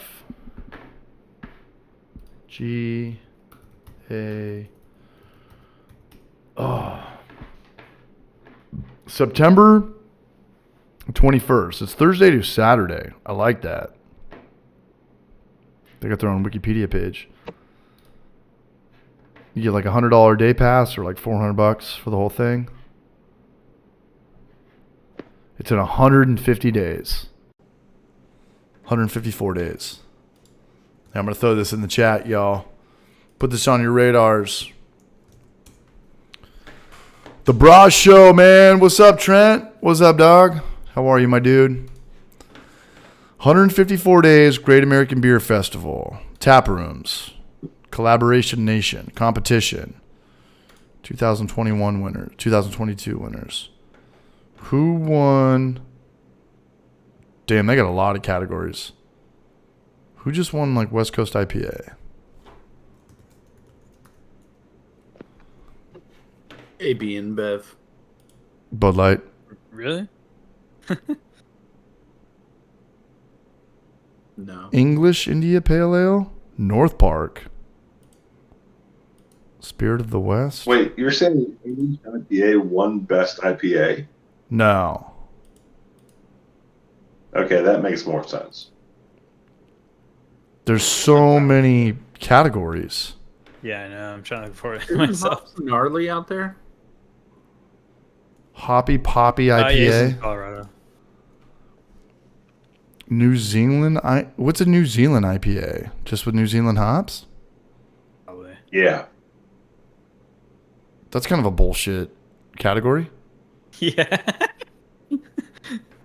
You could say that about like any It's, place. What state has the best IPA? You know, Willamette, Sonoma Valley, Sonoma. Well, I mean, there is an American IPA Washington? category, so German Dark Lager goes to Bent Paddle Dunkel Lager from Duluth, Minnesota. German Sour Ale. German sour. That sounds terrible. It does sound terrible. Malibu, Austin. Category sponsor, Y Yeast Laboratories. I don't see too many San Diego. Oh, here we go. Damn, dude. North Park won for, they got silver for Juicy or Hazy IPA. Gold was Highland Park Brewery, Chinatown. Oh, that's in LA. Yeah, how do you know about them? That's Because they won this? I've had some of their beers in New York City. They're pretty solid. They're good. Yeah. Not too much California. A lot of Denver. Non-alcoholic beer. Lemon Radler. San Diego. Athletic Brew Co. But anyways, tickets. Member sale. It's only $95, and the tickets out there are nothing. And then you can get $75 pre-sale, and then the VIP ticket is $200. So it's definitely affordable. No, I'm gonna go to this. No, I'm going to this. Is that chill? Let's do it. Let's make it happen, man. All he has. Yeah, man. Everyone is having a good week. Bra Show. Got to get you on next week, man. We'll get all y'all's on too. I'm not going to go to HomebrewCon or San Diego BrewCon, but I think the Brew Show is going to that. I think even Yeast and the Beast is going to that. I think Yeah, so. it's coming up soon. Coming up in June. April, May, June. Yeah, so can't do that.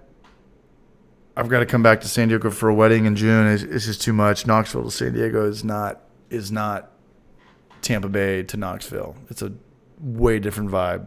Zach Pearson vouches, man. Good to see you, 8 man. Well, let's get at it. Did you just crack another beer? Yes. Me? All right, let's fucking go. All right. do it. No Let's one's do going it. anywhere. No one's going anywhere. I'll crack no another one's one. going anywhere. I like the way we're going. So yeah, June 22nd to the 24th is the HomebrewCon. Jesus. What are you drinking, dude? My pickle beer.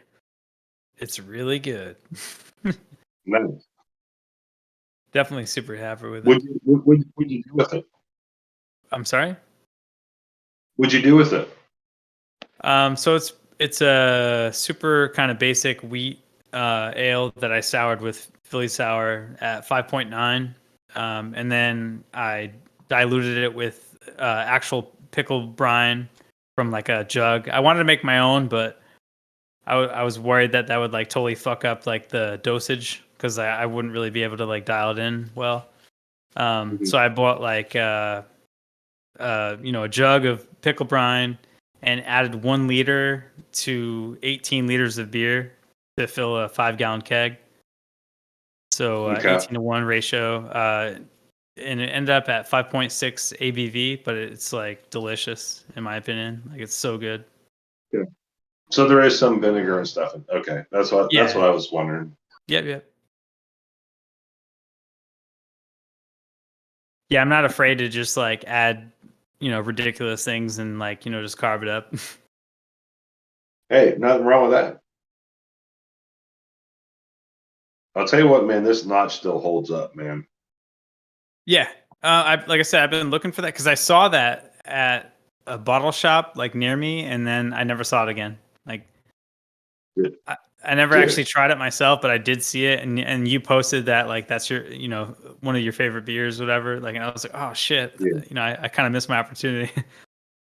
It's not as bitter as Alexander, Yeah. but that's more like it's got decoction, so like there's more malt complexity in it. Mm-hmm. I don't know. We're going double They're IPA, both great man. beers. We're just going for it, man. We're getting in that ass. Cabin in the Woods, was it? Cabin in the Woods, man.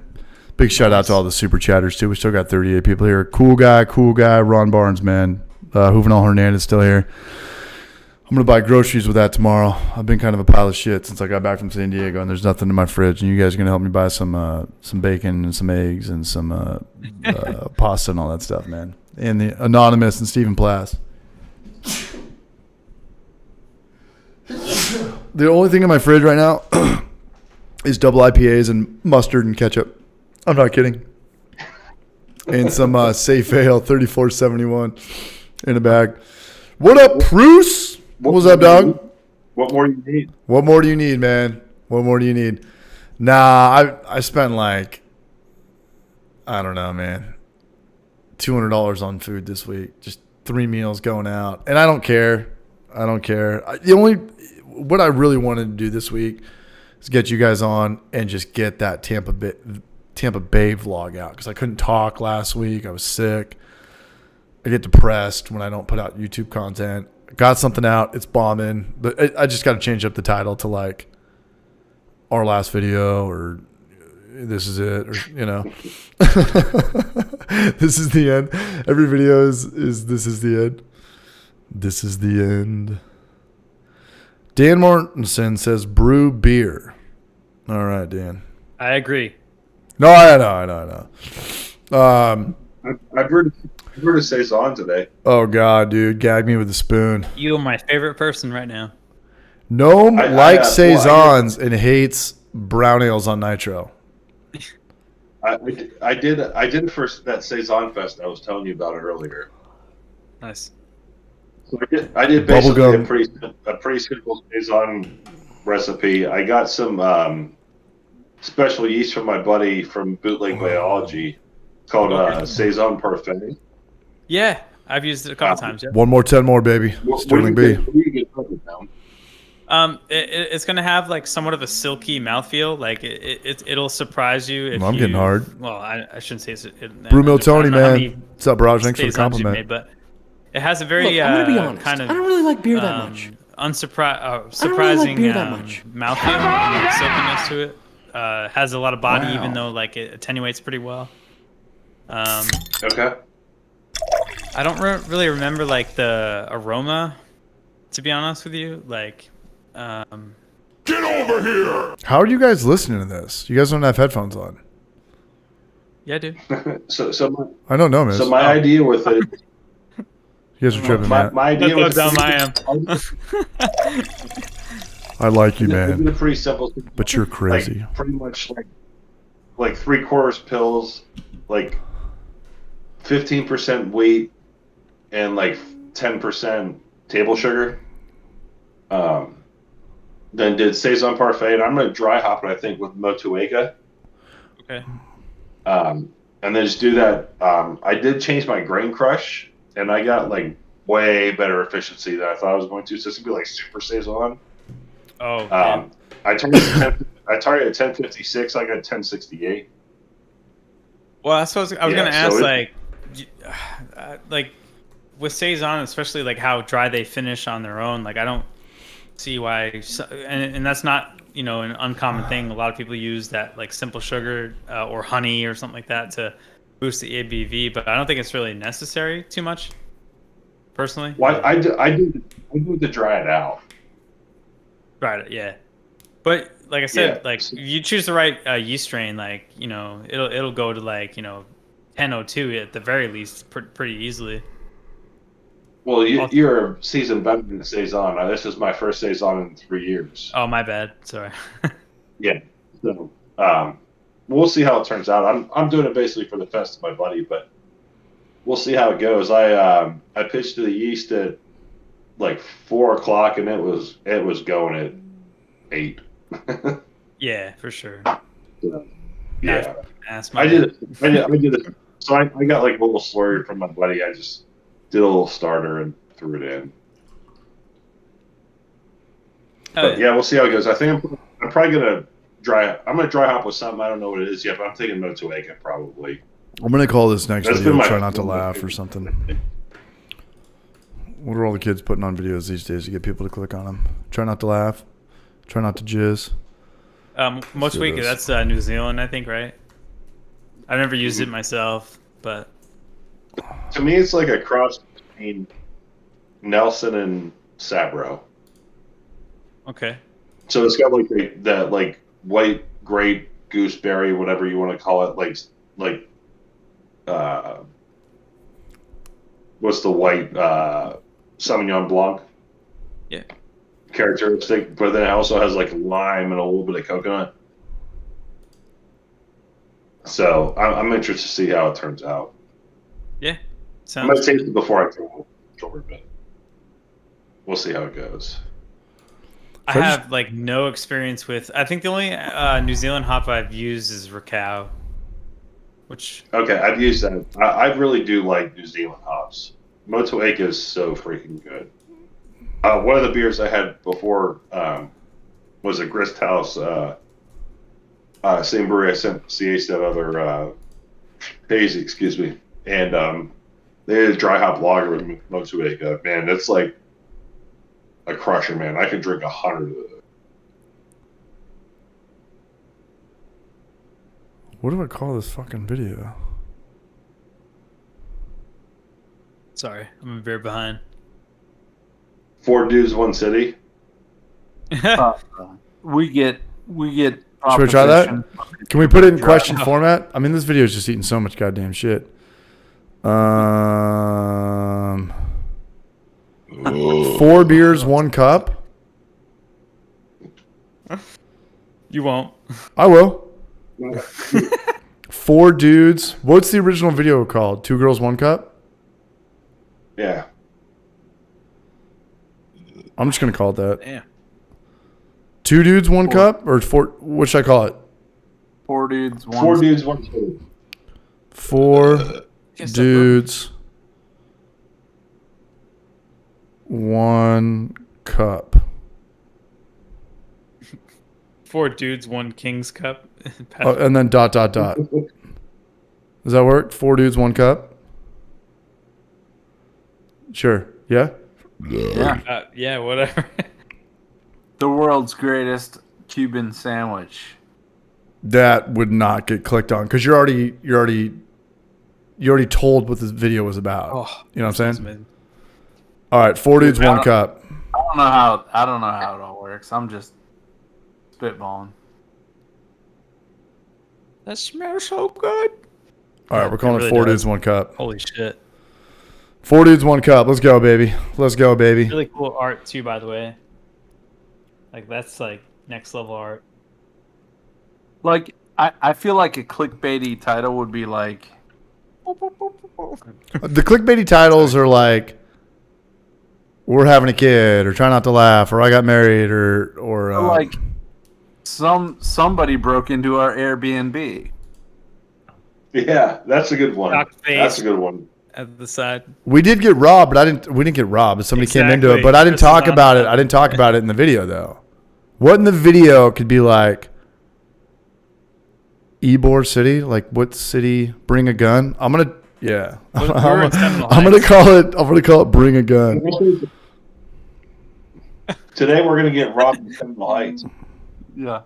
Yeah. Craft beer. Bring a gun. Right, that's really testing the algorithm. Gun is a good word. Gun stands out. When people see gun, they keep reading. It's like cancer or shark. It's just a word that you're like, what? Like I gotta kind of start paying attention a little bit more now. Gun? Uber Oh. can eat a dick. Gun, Gatorade, Uber driver. I didn't talk about Gatorade at all. Damn, I wish. 30-second dance parties. Did you guys film anything? We definitely get. Bring a gun works. I think I have. I think I have some stuff. Yeah. Can I type in bring? Everything I filmed that is worth anything, I already say. UCH. Okay, Just the pictures of me with beer on my head. bring a gun. Which I need those pictures, by the way. You gotta send me those. Don't do this. Did I get? Yeah, maybe I will get canceled. This is how we don't do it. This is how we do it. This is how we get canceled. Did you guys see this photo? Okay, I know what to Oh do. yeah. Yeah, that was the like the night when me and CH were already like leaving. Yeah. Dude, this actually works well. Bring a gun. Dude, Question that mark. picture. That picture made me think how much I actually do look like Seth Rogen. I remember you were talking to Gnome at Highlight or Cigar City, and Gnome was like, holy shit, dude, you do look exactly like Seth Rogen. And you looked at Gnome, you're like, you're just doing the math on this now? Like, this is like day 3. Well, no, yeah, I know. See, here's the thing. No, you brought it up, I believe, and I was like, I didn't make the connection at all. But then it clicked, and I was like, holy shit, you're so right. Yeah, but Nick was looking at you, you were like, are you for real? Like, you just. Yeah, I didn't make the connection at all. It just Like, checked I out didn't think right it now. looked like Seth Rogen. Then when you mentioned it, or whoever mentioned it, I was like, oh shit, this can't be undone. I don't know. Yeah, this can't be undone. I can't unsee this. Did you? Yeah, I have some footage of that too, but I should have zoned out a little bit, zoomed out, and got the back. Did you guys see the back at all of If I Brewed the World? Sorry, say that again. Did you guys see the back at all? Because I remember there was like a handicap railing or a little ramp right there behind that machine that he just was showing us, and there was a door there. Did anybody go outside that door? No. Was it like Bed Bath and Beyond? Was it like the closet from Narnia? I do like this clip now. Bring a gun. I think the views are gonna go up. I really do. Probably. That's what we're doing here tonight, boys. We're yeah. Bring a gun? Question mark. Yeah, I don't know what's up with this video, man. It is just eating some serious shit. I hate typing on laptops. This shit sucks. What's the difference?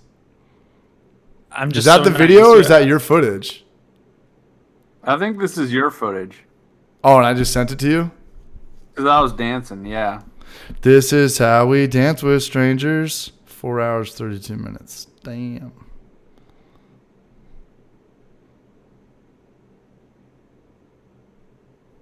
Bombing.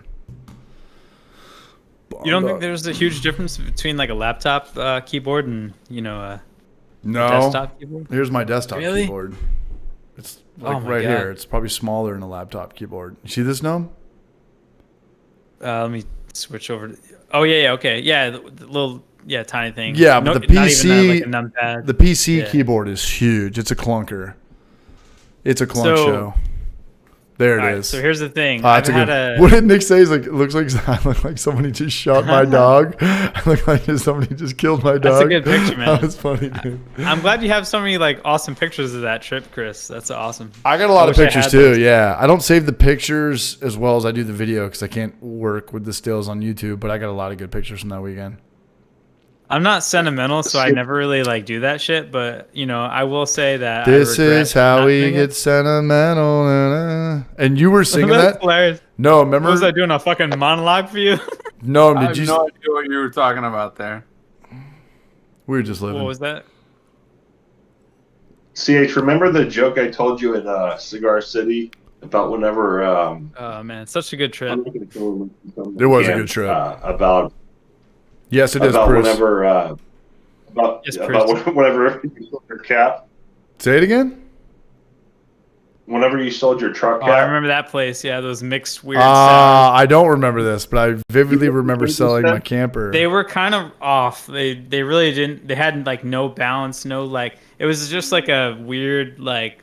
Look at this. It looks odd, right? Yeah, and it tastes odd. Looking. That guy Like- was not down with us, I don't think. No, Well, then somebody we said saw him something. last night. He was cool, but when somebody said something, we're like, yeah, it's like our first night at Tampa Bay. Like, we're going to fuck the city in the ass. And he was like, y'all don't say shit like that in Tampa Bay. I was like, shut up, dude. Like, we're just kidding. We're just idiots. He's like, yeah, Yeah. you don't say stuff like that. And I was like, or what? You're going to kill us? Like, we're your only customers. Take the fall. I understand that we didn't say the coolest thing in the world, but yeah, I got some clips with that too. That almost made the. Yeah, it does look really nice. Don't get me wrong. Yeah. I said today we're gonna fuck Tampa in the mouth, and he didn't like that. It was you who said it. Fuck him in the mouth. Yeah. It was Yeah. you. Okay. This is how we fuck Tampa, baby. What up, Italian Rob? We got Florida in the house. You know when Noam is drunk is when he keeps saying, "This is how we," and I don't know what that's from. Is that from Step Brothers? It's an old song. Yeah. This is how we do it. Yeah, No, but it's it's from a Step book. Brothers when Yeah. they build the bunk beds, right? He's like, "Oh, we Well- got so much room for activities.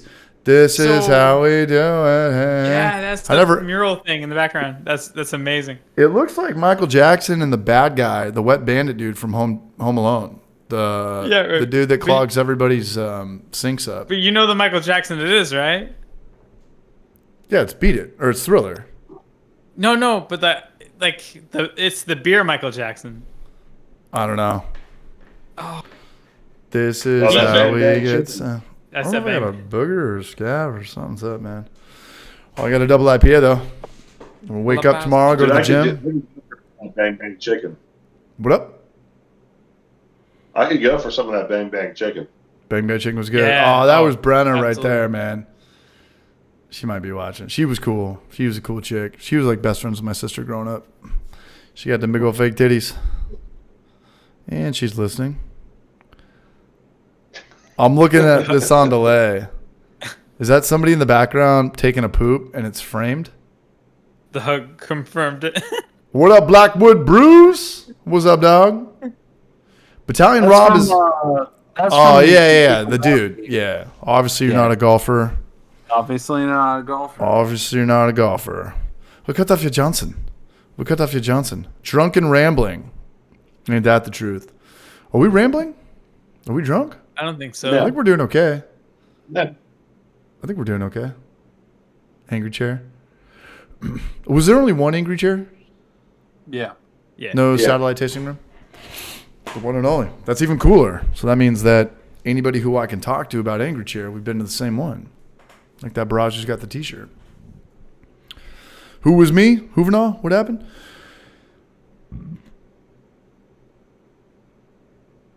Is that me and Maury? Is that your Yeah. Airbnb? Yeah, we were at the Airbnb watching Homebrew for Life. You guys had a better Airbnb than us. Remember when I came out of the house and I just slammed on my face, but I didn't knock my teeth out? Yeah, that was funny as shit. When did that happen? The first night at your place, and we were drinking out there, and there In the was backyard. yeah when they had the other camper with the other Airbnb person in there. I don't know if you guys ever saw them or not, but they were definitely killing it with two birds and one stone on that property. Rent out the house and then throw a camper in the back and then rent that out as another Airbnb. But I remember just coming out of the bathroom where I got another beer and I tripped coming out that side door. Oh, yeah. And I was like, I'm going to knock my teeth out. I'm going to knock my teeth out. And I turned my head and I didn't break anything. There was no glass or phone that got broken.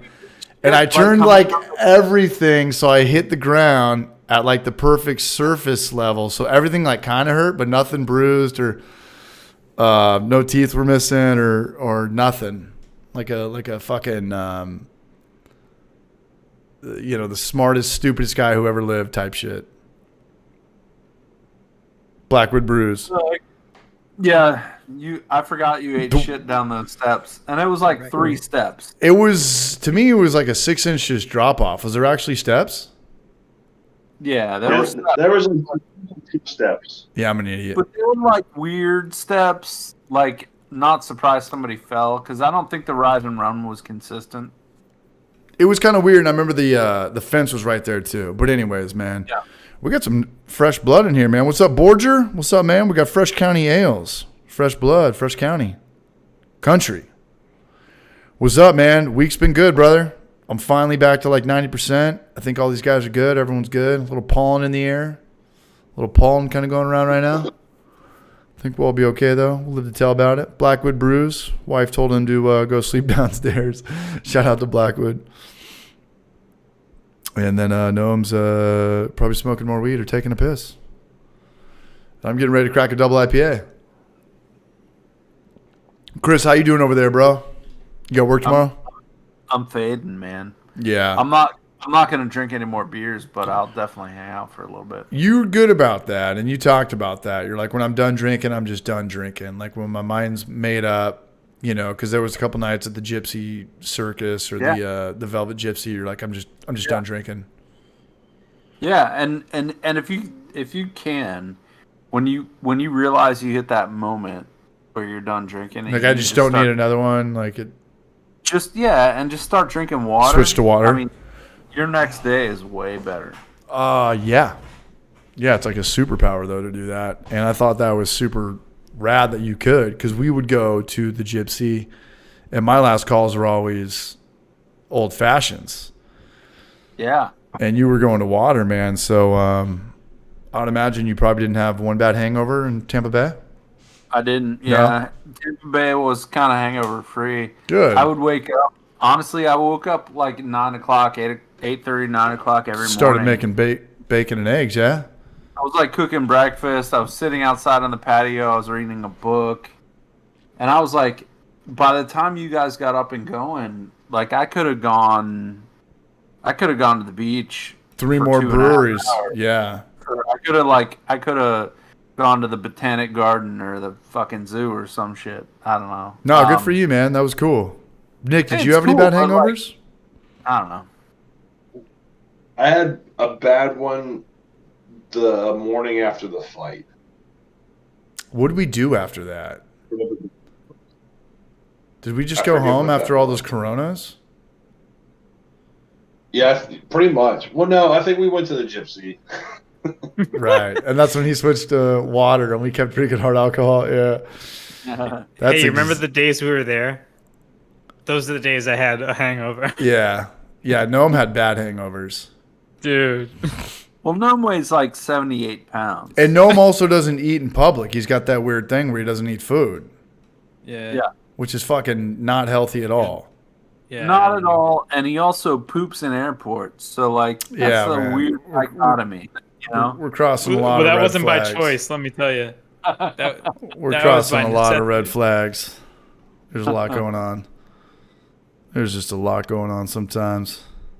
It's all good. Damn, dude. All right. Buckets of beers, man. Yeah, those buckets, I swear they make $24 on those buckets. And I don't know what we were paying for those. It was 24? I don't know, but they bring them to your table, and then they don't have to wait on you for 15 minutes. It's That's a like good point. That's a good point. They bring one thing out and then come back in like an hour. There you go, and fuckers. yeah, and you still tip them 20%.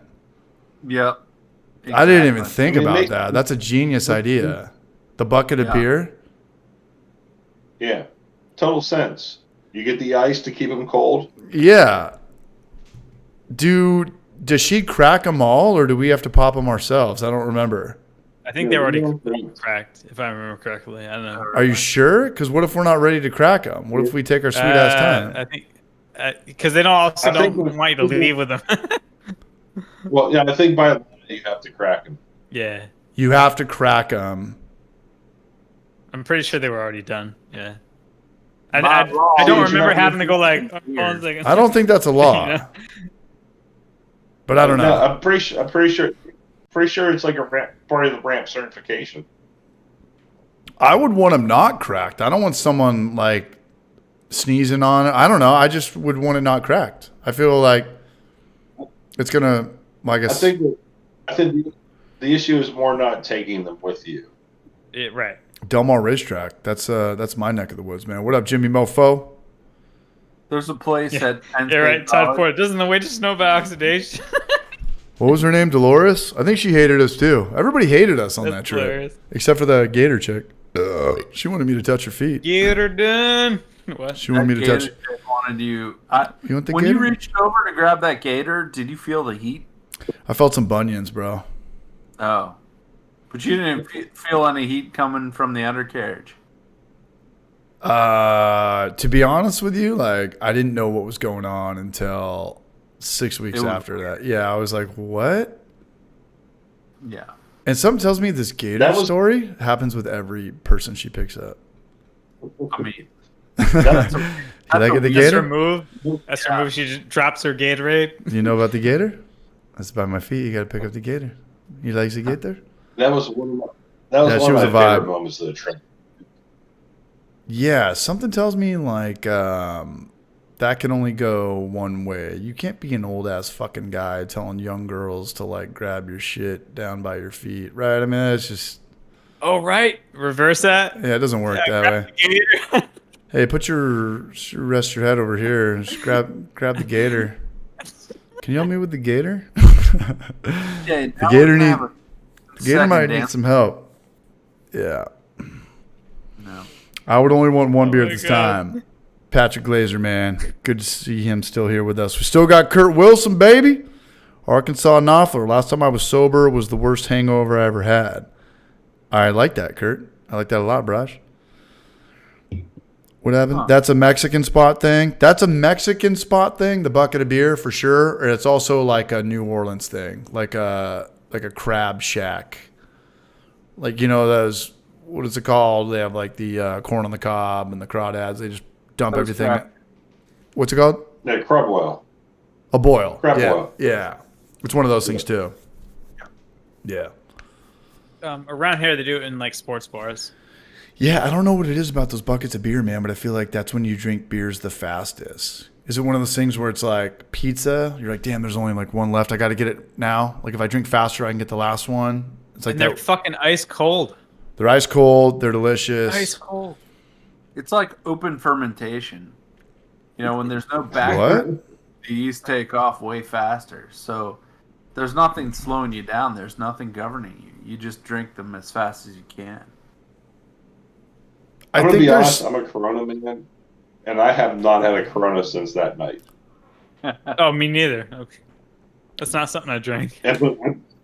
But I drink Corona all the time. Have not Oh, had okay. a Corona since then. Interesting. That's what. It's Really? one of my guilty pleasure beers. I would want to know what the price of that is, though, because I feel like they could have charged $25 or $40 and nobody would have known. Nobody would have cared until, you know, the morning when you look at your bank account. I think they were like $24 a bucket. What You do get we a do? 6-pack, so like $4. We got That's not terrible. Well, that guy's got a funny ass fucking thumbnail.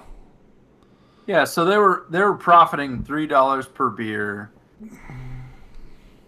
and they didn't have to come back. Well, Right. a case of Corona case of Corona is more than you would think. A case of Corona is like $40 to $45 usually. At Costco or Sam's Club or something? Well, beer shivered in Pennsylvania because we're the Commonwealth and we're like way behind everything. Yeah. Yeah, I mean, let's say they were getting them for $30. $30 I think. Well, 35. I'd say 35. Okay. So that's They're still doing well. They're still doing well. and also it's just so damn efficient from an employee perspective. I love that about it. It's like, look, I know all you guys want to do is just pound beers all night, and all I want to do Yes. is not listen to your ass all night. So here's 6 beers. I'll be back in 25 minutes. Yeah. Right. Right. And we're going to keep them on ice for you. Yeah, her nightmare is like people asking for ranch and mustard and shit like that. I mean, she had fucking, 300 people in there that night? That's a lot of people. Maybe more, because there was like the bar in the corner over there that we walked past that had a whole, like a horseshoe bar. Nobody even knows, man. Nobody even knows. And, you know, at the end of the day, like, I wouldn't want that job. You know, I work at a brewery. I talk to people. We shoot the shit. We hang out. I love, like, it's not, I don't have, like, an overly obnoxious job. You know, sometimes people come in, they're like, hey, how brown is your brown ale? Or, you know, how big is one of your liters? How big is your liter? Oh, that's a liter. It's a liter. It's a 1 liter. How brown is your brown ale?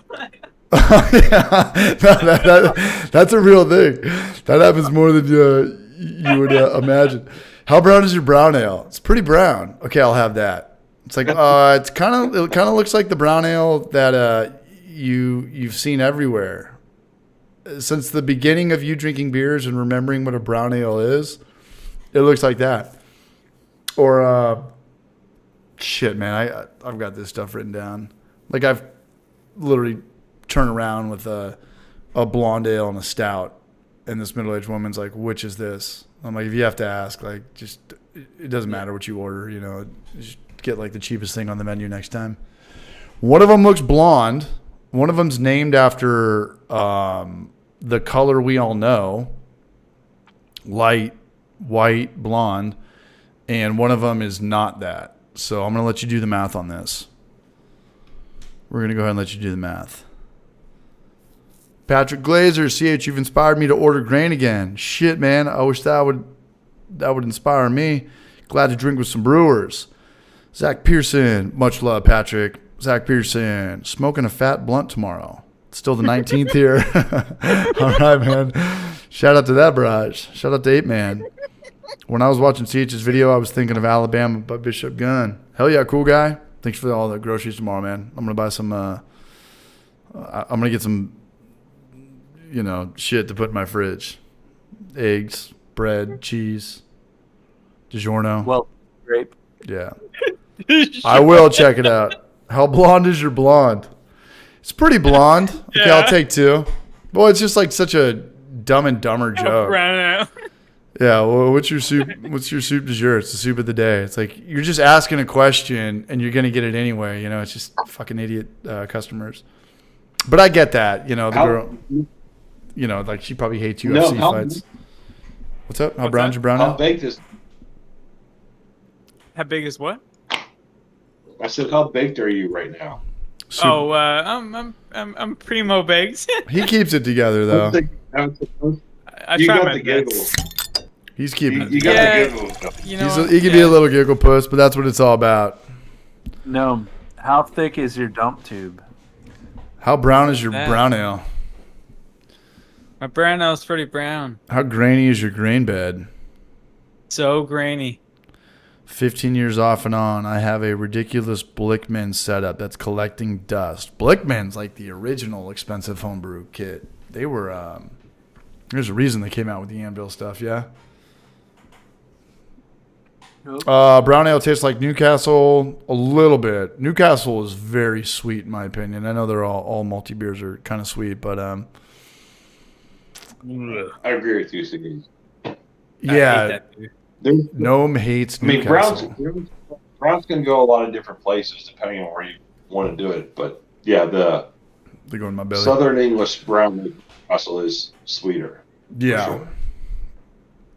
100%, man. Parmesan cheese. Parmesan cheese is that weird cheese that, for whatever reason, it's always good at room temperature. I don't think anybody can explain that one. Ever do extract? I haven't done extract. I don't know. Couldn't tell you. Do you guys ever do extract? Is there any reason to do extract? To start out, it's not bad. If you're trying to amp up like a big like imperial stout, you want to add a little bit of like a DME or whatever. Is that what you're talking about? Or extract like a can type thing? I think the only real reason to do extract now is like you live in an RV and you just have no space. Other than that, though, no, I think it's more ease of not wanting to get super into the technicality of brewing. But now, which I started that way. My first 3 batches were. Yeah, I mean, you already get your efficiency, right? Everything's already kind of guaranteed that you're going to get your original gravity. The biggest thing I will say was starting with extract is make sure you use spring water. Don't use tap water. Tap water, if you have chlorine or whatever and you don't know what's in your water, you ruin that shit. Yeah. Use spring water, and you will be much happier. And how does extract work? You make it all potent, right? You make like a 3-gallon batch, and then you make like an 8% beer, and then dilute it with two more gallons of spring water to make it 5 gallons or 5.5 gallons. If you buy kits, that's what they'll tell you to do. You can do full batches if you want. I would recommend that. What up, Goose Fraba? If you have the capacity. Yeah. If you don't have the capacity to do it, then do it that way for sure. But I would say if you're just starting, go ahead, start extract, and like CH in his old videos, I totally agree with. If you don't have temperature control, use Kvike. Yeah, I've said that before. I love Kvike. Quick. But you're 100% right. Quick. That was I wish Northern Brewer would do that, and I wish what's the Mr. Beer Kit? Like if they just had Kvike. I mean, Mr. Beer Kit's just such a weird thing to me. It's just such a, I don't know, man. We got a member in here though, man. We got Brucey. What's up, Raj? Brucey, much love. You're supporting the grocery fund tomorrow. Wow. It's gonna be a good day. Back off, war child. Seriously. Wake up at about noon, hit the gym, do a little editing, buy some food, and then go to work. And I've got Sunday and Monday off, and I'm brewing Adam Makes Beer. What do you got over there, man? Is that a PlayStation 1? Oh, he's got a gnome bottom right, but what's top right? Got a little Arduino set up. What's that? It's like a little maker PC. You can do like little electronics projects with it. All right. Raspberry Pi type thing? Yeah, it's like Raspberry Pi, but simpler. Okay. Yep. So I'm teaching my daughter like coding, and we're, I don't know, just doing like dumb little projects with this thing. We should have learned all that stuff. I don't know why we didn't learn about coding and accounting and compound interest in school. Why did we learn like fucking cursive and Egyptians and all this dumb shit? Like, why didn't they just teach us stuff that actually applies to the real world? So I think we were kind of, when it was like still becoming somewhat of like a new thing. The problem is the internet, it's still not being really taught now. Right. I think I'm older than everybody on this stream, and yeah, you're an IT dude, no, right? well, but like in my high school, when I was a senior, I took AP Computer Science, and it was, available to anybody who had computer science classes. So it was out there. I mean, maybe other districts are behind, but like if you sought it, it was there for you. I don't think my high school had computer science at all. In San Diego, I find that hard to believe, but I believe you, CH. It's just, you graduated when, like 2001 or something? 2003, yeah. My sister and cousin were 01, so they're like 40 now. Yeah. What high school? La Costa Canyon, LCC. They would have had to have had some sort of programming class. I don't think so. I really don't. And if there was something, it would have been like a club, like a student body club. But I don't think it's a weird class to teach, because I think if you are a teacher in that and you know programming, you're going to make a lot more money just as a programmer. You know, you're going to make $150,000 a year doing JavaScript. I don't think there's a lot of teachers making that. Maybe their last year in like the, nicest school in San Francisco or something. But I vividly, like when I was in high school or junior high, like in junior high, it was before Google, like it was Yahoo. And they were actually just teaching us how to use like the internet, because we all took typewriting in like 3rd or 4th grade. Remember those classes? It's like how many words per minute type shit? Mm-hmm. Yep. Yeah. And then the internet came out in like 6th or 7th grade, and it went from everybody had one computer in the classroom. And if you were lucky, you were able to go on it. Nobody knew like what to even do. It was just like play Oregon Trail. It was like just like look at the newspaper, but on a monitor now. There wasn't like ESPN.com. There wasn't fucking porn or whatever. I think they probably had that blocked off.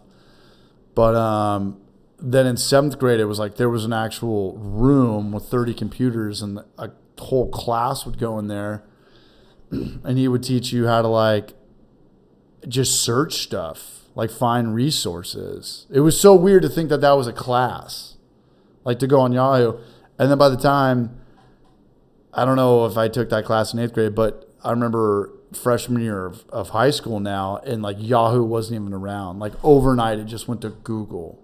It was just Google. Like everything was just Google it. And that's what I remember about the computer thing. I don't remember anybody doing computer programming. I know you don't have to, not all programming is web-based, but I literally remember no computer programming classes at all. Wow. Chris, do you remember Prodigy? Yeah. The band? Yeah. No. Push The your internet brush up. service. Don't play again. Yo, chest job. Cycles remain out of consent. You know that one. I'm the fire start. Yeah. They just like run into the lens. That was around the same exact time. Or early to mid 90s, like internet was like fucking unknown. Like it was kind of like an underground like thing. Like For sure. Yep. Prodigy and CompuServe and CompuServe, AOL. another one. Yeah. Sorry. Yeah. Yeah, it was all those guys. And the internet was so bad. Like you would go on to like a major corporation's website, and it would just be that like animated like under construction. That like little animation where a guy was shoveling the ground. A lot of it was GIFs back in the day too. Yeah.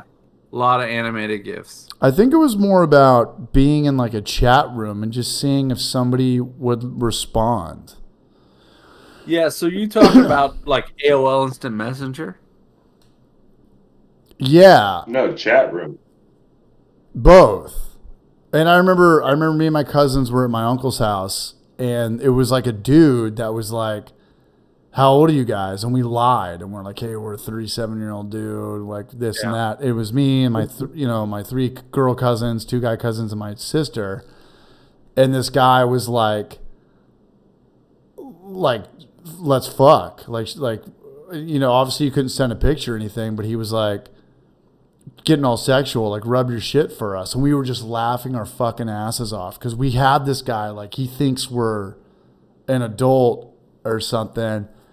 And it's just weird to think like that was like the first internet was, or the first like internet was probably, came from like the military. And after that, it was like guys that are trying to fucking, have sex with kids or meet people anonymously or have just like get off in this weird anonymous way, where it's not awkward in the real world. Giving them the benefit of the doubt. They could have been the same. They could have been like 5 other kids. Well, let's assume that they were going after young adults. But still, it's creepy as fuck. It was, looking back, it was super creepy. And I just will always remember this. We were like laughing so hard, and we were like, we have this guy. He thinks we're this person, and that. We weren't. You were like the internet's first catfishers. It Basically. was. We weren't. He wasn't. He didn't know we were like fucking 10 years old or 12 years old. Right. He literally was like trying to find love or trying to get off, and we just created this character, and it's just weird that is such a pinnacle thing of the internet now. It's all about like weird hookup shit or online dating. I don't know, man. Like it's just funny to see how the internet has evolved over what, maybe 25 years tops. Yep. And then it was like,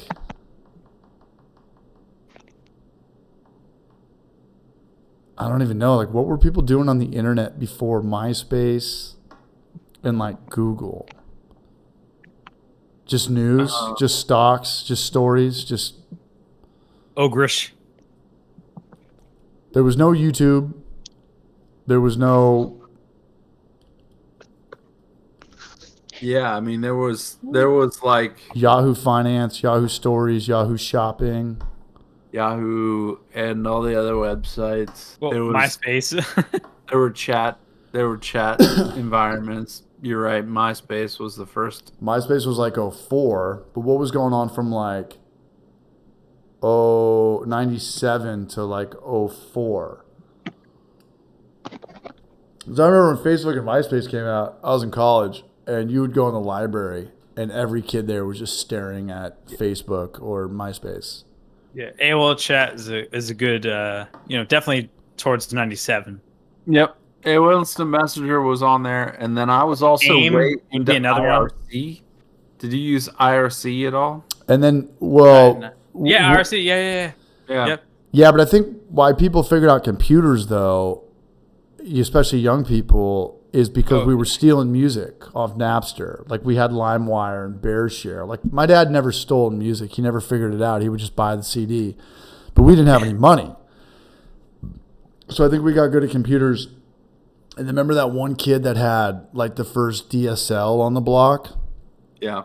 The high-speed internet? And then the other guy that had that Comp USA CD reader where he could burn Napster songs to CDs. You're like, whoa, dude, this is like the ultimate Game Genie hack of life. Like, there's no way we can listen to this shit for free. And not only that, but we can put it in our cars and listen to it while we drive. This is fucking system overload. This is insane.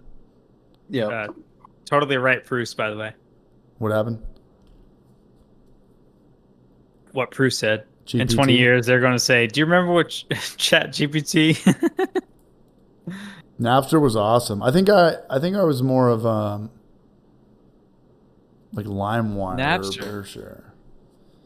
Yeah, LimeWire, SoulSeek, Pirate Bay. Pirate Bay. Pirate Bay was one of the better ones, in my opinion. Pirate Bay was the way I would get Photoshop. All the torrents, uTorrent. Yeah, hell uTorrent. yeah. For sure, dude. Yeah. Anything you want to Skyrim for free? Yeah. Download that shit. Oh, man. God, that was the music industry's worst fucking nightmare, man. Those guys could sell us a box set of Led Zeppelin for like $100. Every Christmas it'd be like Misfits box set, $100. That costs like 30 cents to make. That costs nothing to make. The markup on that shit, insane. Insane. Led Zeppelin, Rolling Stone. I remember looking at like this Misfits box set, and I was like, the most expensive part of all of this is just like the little cardboard coffin that they probably had to like go to China, get a new like template for a saw to cut this out, because everything else here is like nothing. It's crazy. Yeah. Downloading 2 songs in 24 hours, and it would have like the red, yellow, and green, like how fast it was going. It was like, 3 megabytes per second.